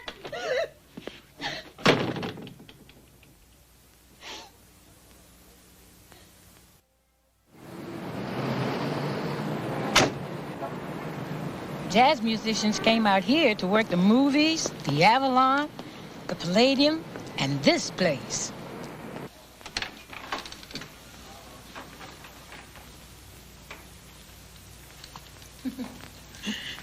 Anyway, we'd be smiling, doing funny things, singing up a storm. You don't know it by me now, but you know, I used to be a looker. I bet. Oh, yeah. Yeah. I had a man once come up to me and say, Maxine, you sure got pretty legs. And I said, listen to what I'm singing. This is what I'm all about. All right. Yeah. Jazz always had an image problem. But with the big bands, we could come in the front door. Except it was harder for blacks. We didn't get nearly the good paying jobs the white bands got. Mind you, it wasn't the musicians. As far as they were concerned, if you were good, they were willing to play with you. What about the public? They wouldn't come in. Black was black, white was white. No mixing in the audience. Right. Well, you ever heard of Benny Goodman? Sure. Well, he changed all that. Oh, yeah? Yep. He hired Teddy Wilson on the piano. Then he went to L.A. to the Avalon Ballroom, heard Lionel Hampton, hired him right off. Wow. He said to the people, if you want to hear my band, come in. If you don't come in. They came all right. They came.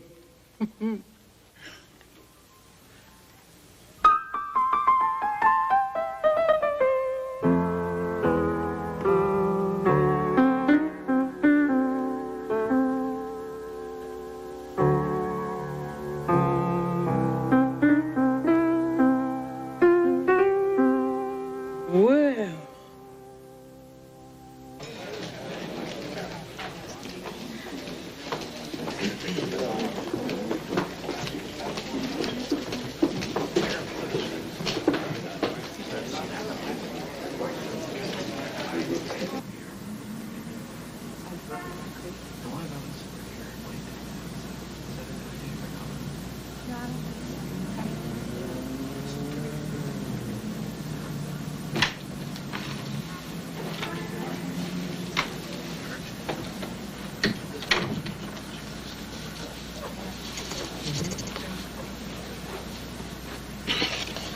Excuse me.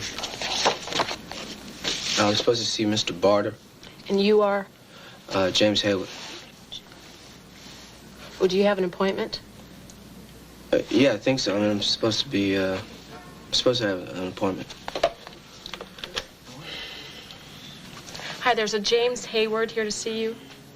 James Hayward. What is this in reference to? Professor Murray, was supposed to have arranged a meeting. He was referred by a Professor Murray. Okay, thanks. Please have a seat. Mr. Barter will be with you shortly.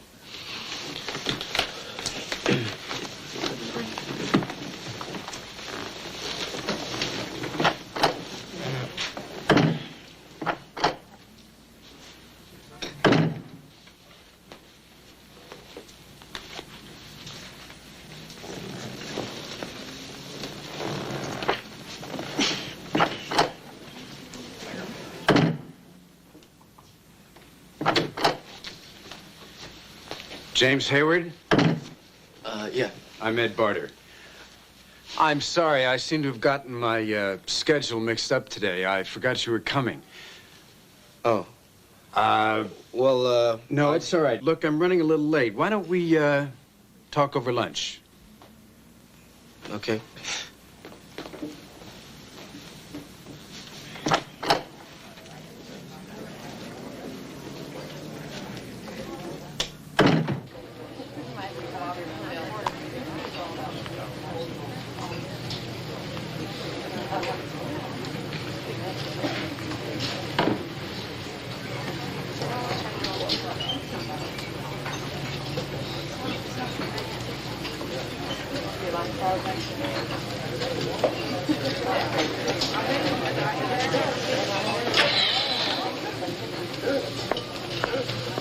Coffee? Thank you.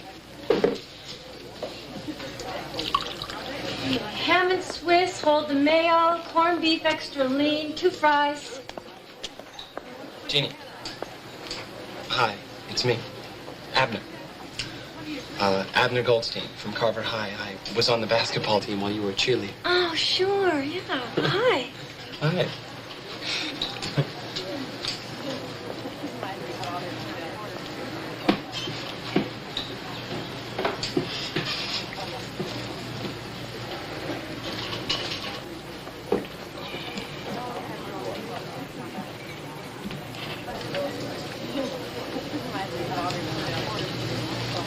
Haircut kind of threw me. Oh, well, I joined the Marines. Oh, no kidding. Yeah. As a matter of fact, I'm on leave right now. Oh, really? So, how is it? It's great. Good. You know, I saw Eleanor London a couple of weeks ago. She came in for a bite. You know, she's going with Robbie Stern now. Do you remember him? No, not really. Have you seen any of the guys? No, I just got into town. Oh, right. So, it's okay then? I mean, the Marines. Great, yeah. You look great, Abner. You too. Yeah, well, I'm working days and going to school nights, and I'm taking dance classes too. Yeah? Well, it's just a beginning class, but you never know. So, you in town long? I don't know, a couple of weeks, I guess. Come on, Janie, let's go. Well, it's great to see you. Yeah, you too. You take care now, okay? Yeah. Jeannie, listen, how about grabbing a bite to eat with me when you get off? Okay, so long as it's not here. Janie, I gotta run. I get off at 3. 3?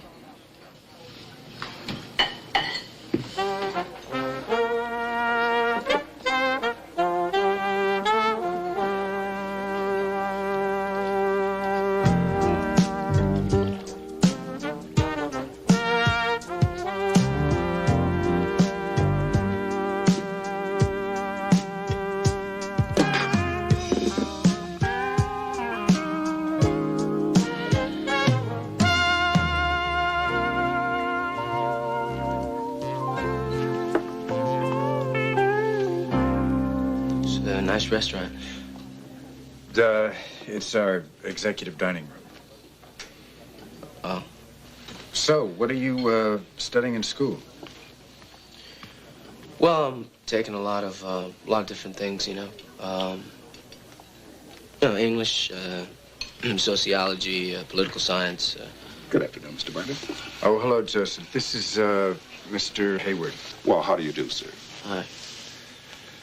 Today we have cold watercress vichyssoise, veal chopped cordon bleu, stuffed tomato with ratatouille, sautéed snow peas, and a selection of fresh blueberries, strawberries, raspberries, and cherries for dessert. I'll have the veal. It's a package deal. You get it all. Oh, right. Thank you, Joseph. Enjoy your lunch. So, you're interested in law? Yeah. Why? Why am I interested in law? Well, I think, you know, I think it's important. And I think it might be something that I might like to do. And, I think a person could do a lot of good. Could you excuse me a second? I have to go to the restroom.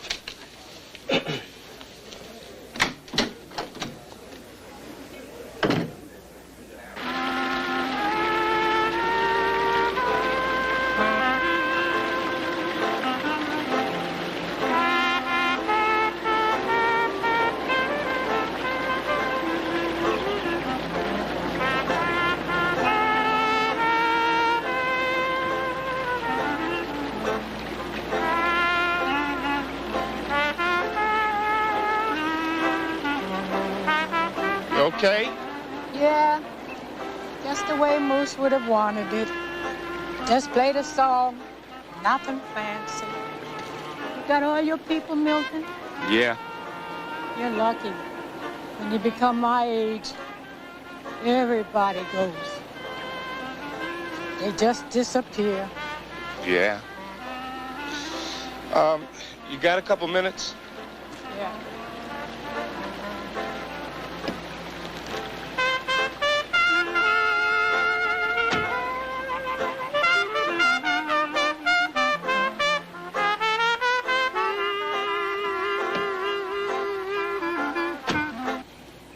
Was he a friend of yours? Yeah. We played basketball together. He got shot.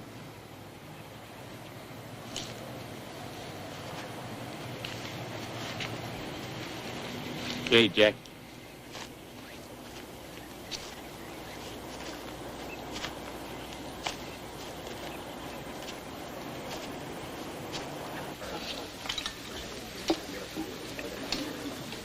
We generally don't hire undergraduate college students as researchers. And we don't have an apprentice program. But we do have an opening in our legal library. Right. You don't seem too enthusiastic. Yeah, well, it's just that I'm not sure that I'm really, right for the job. Why not? I don't know. I mean, I have a lot of schoolwork. And I just think that something else might be better for me, Something different. Don't get me wrong, I appreciate you seeing me and all that. I really do. But you're not interested? No. Look, I don't want to sell you on taking the job. Just make sure that you're not turning it down because you're afraid. Afraid of what? I don't know. Afraid of stepping out of your environment? Look, man, I'm not afraid, okay? I mean, I'm just uncomfortable. I mean, I feel really uncomfortable here. I know. I mean, we don't have a hell of a lot in common, you know what I'm saying? No, we don't. I mean, you're being real nice and all that. But, I don't see any black people in here. Well, you have to start someplace. I'm putting away books in your library? That's right. That's where every college student starts. Well, I don't think you understand, I mean, it's not me. I mean, I feel like I'm on Mars or something here. James, it's a beginning.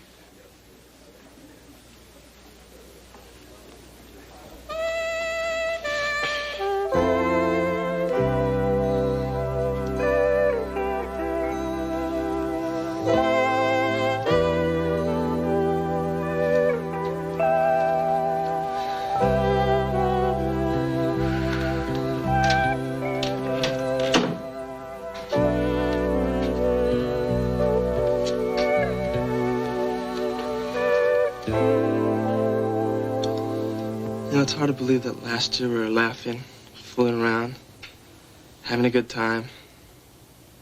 Now everything's changed. Everything's different.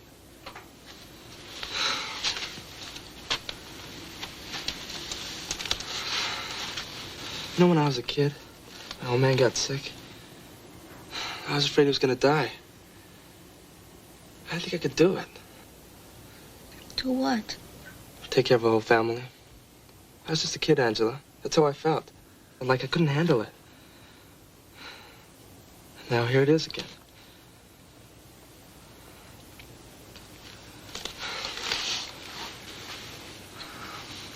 I wasn't hanging out with Gary looking for girls. I just had to figure, think about it. I love you. This whole thing's crazy. It'll be all right, Angela. I swear it'll be okay.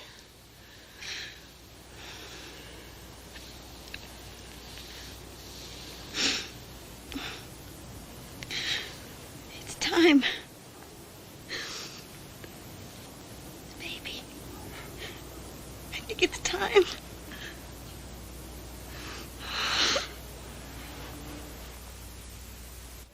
The first couple of weeks in Greece were kind of tough. Not knowing the language and all. But the people. I mean, the people were really friendly. And the country was like nothing I'd ever seen before.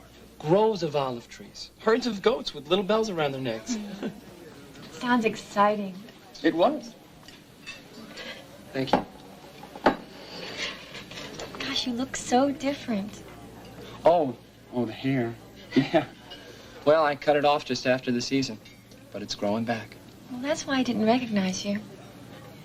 Do you know that we were in the same physics class? Why didn't you ever call me in high school? I couldn't have called you in a million years. Why? I didn't have the guts. I was afraid that you would have blown me off.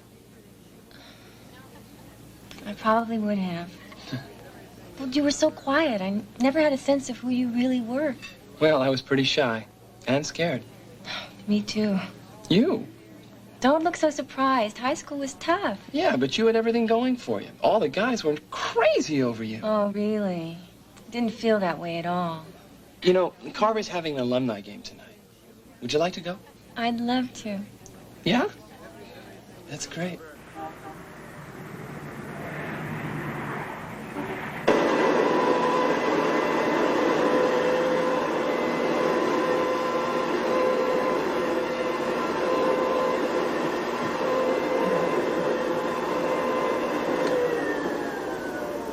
Here we go. Oh, thank you.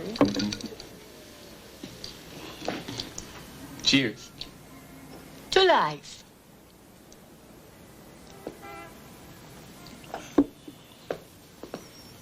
You know, 25 years ago, I sang in this place. Glenn Walters was on drums, but he got sick. Swore it was the food in this joint. We had to rush him to the hospital in his DeSoto. You know, that's the kind of cars they had then. So I just sat on the piano, and me and Moose, we had a ball. Milton, would you play one for me? For real? Yeah. Sure. Thank you. Milton, do you know Do Nothing Till You Hear From Me? Sure. Ladies and gentlemen, I'd like to dedicate this song to my good old friend, Moose Terry. Accompanying me will be my good new friend, Milton Reese.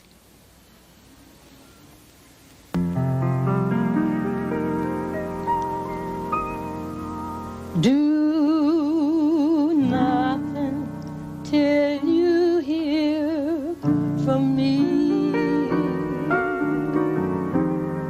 Pay no attention to what's said.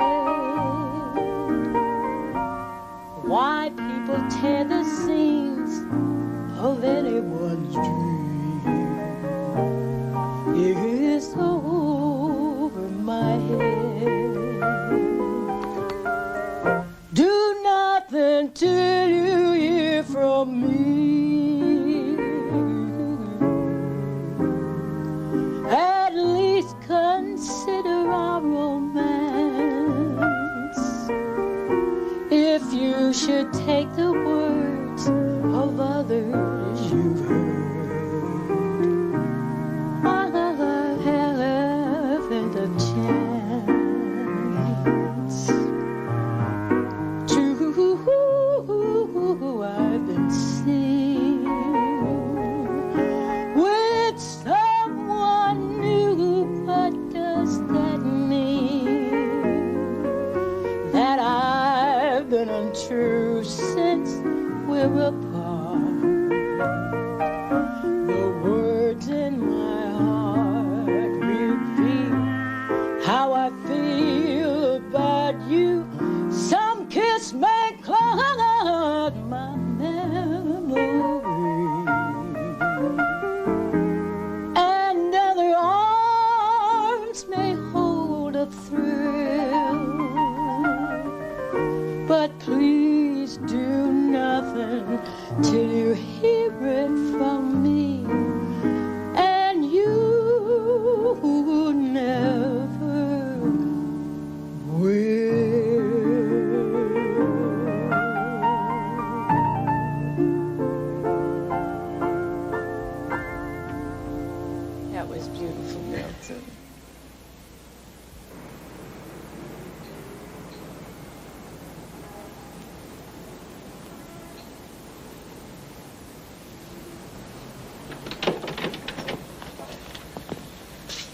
This is it.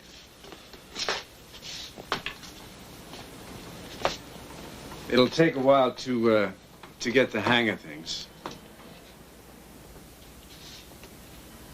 What do you think? Well,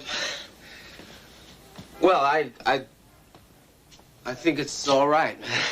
Good. The desk is yours. The phone is in case one of our lawyers needs a reference, and you run it over. Mm-hmm. We have researchers using the library, so just make sure all the books are properly replaced. Right. Do you have any questions? Nope. Well, you will have plenty, so just give me a call. Feel free to use the books. It's a little dry for my personal taste, but you'll have plenty of time. Stick around. Get used to the place, and I'll see you tomorrow. Okay. Oh, Mr. Barter. Thanks. Thanks a lot. I'm glad you're here, James.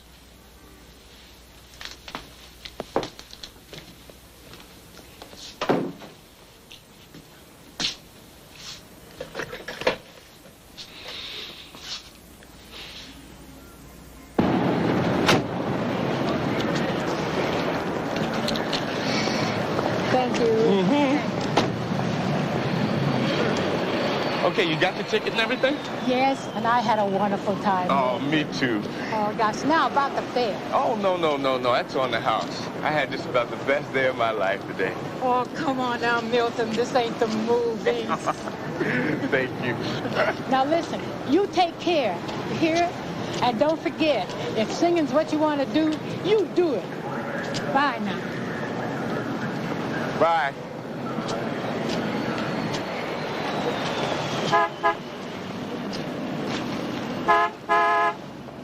Yeah.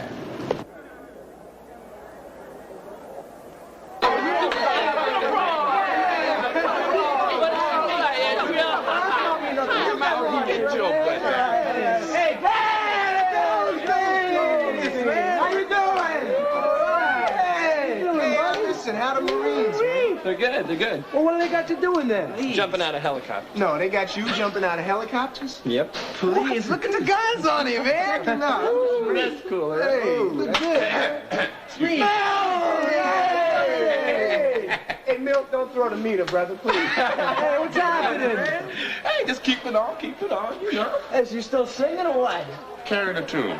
That's about all I'm carrying. Well, who's the new blood? Hey, man, that's Jesse B. Mitchell. Hey, you got a sister named LaBelle Mitchell? No, man, I got a cousin named LaBelle. Hey, I know her, man. That's a fine lady. You look good.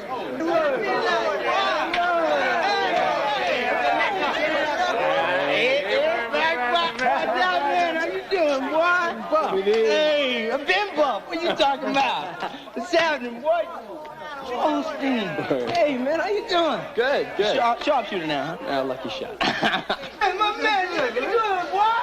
Hey, Ghost, you notice that smell in here? Y'all have me bathing, have you? You don't know what I told you.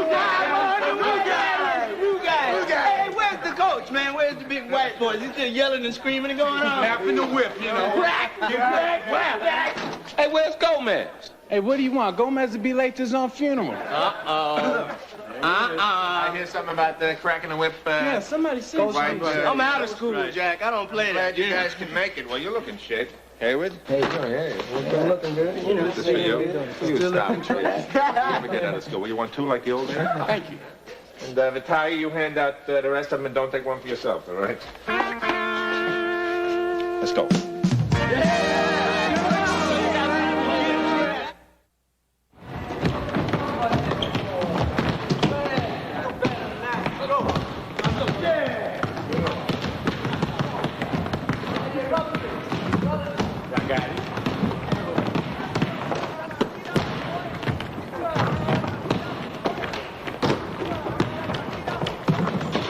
Felonious assault. By disruptive eruptive. That's a 72 on the Richter scale. Hey, little fellas down there. Warren Coolidge funk dunk.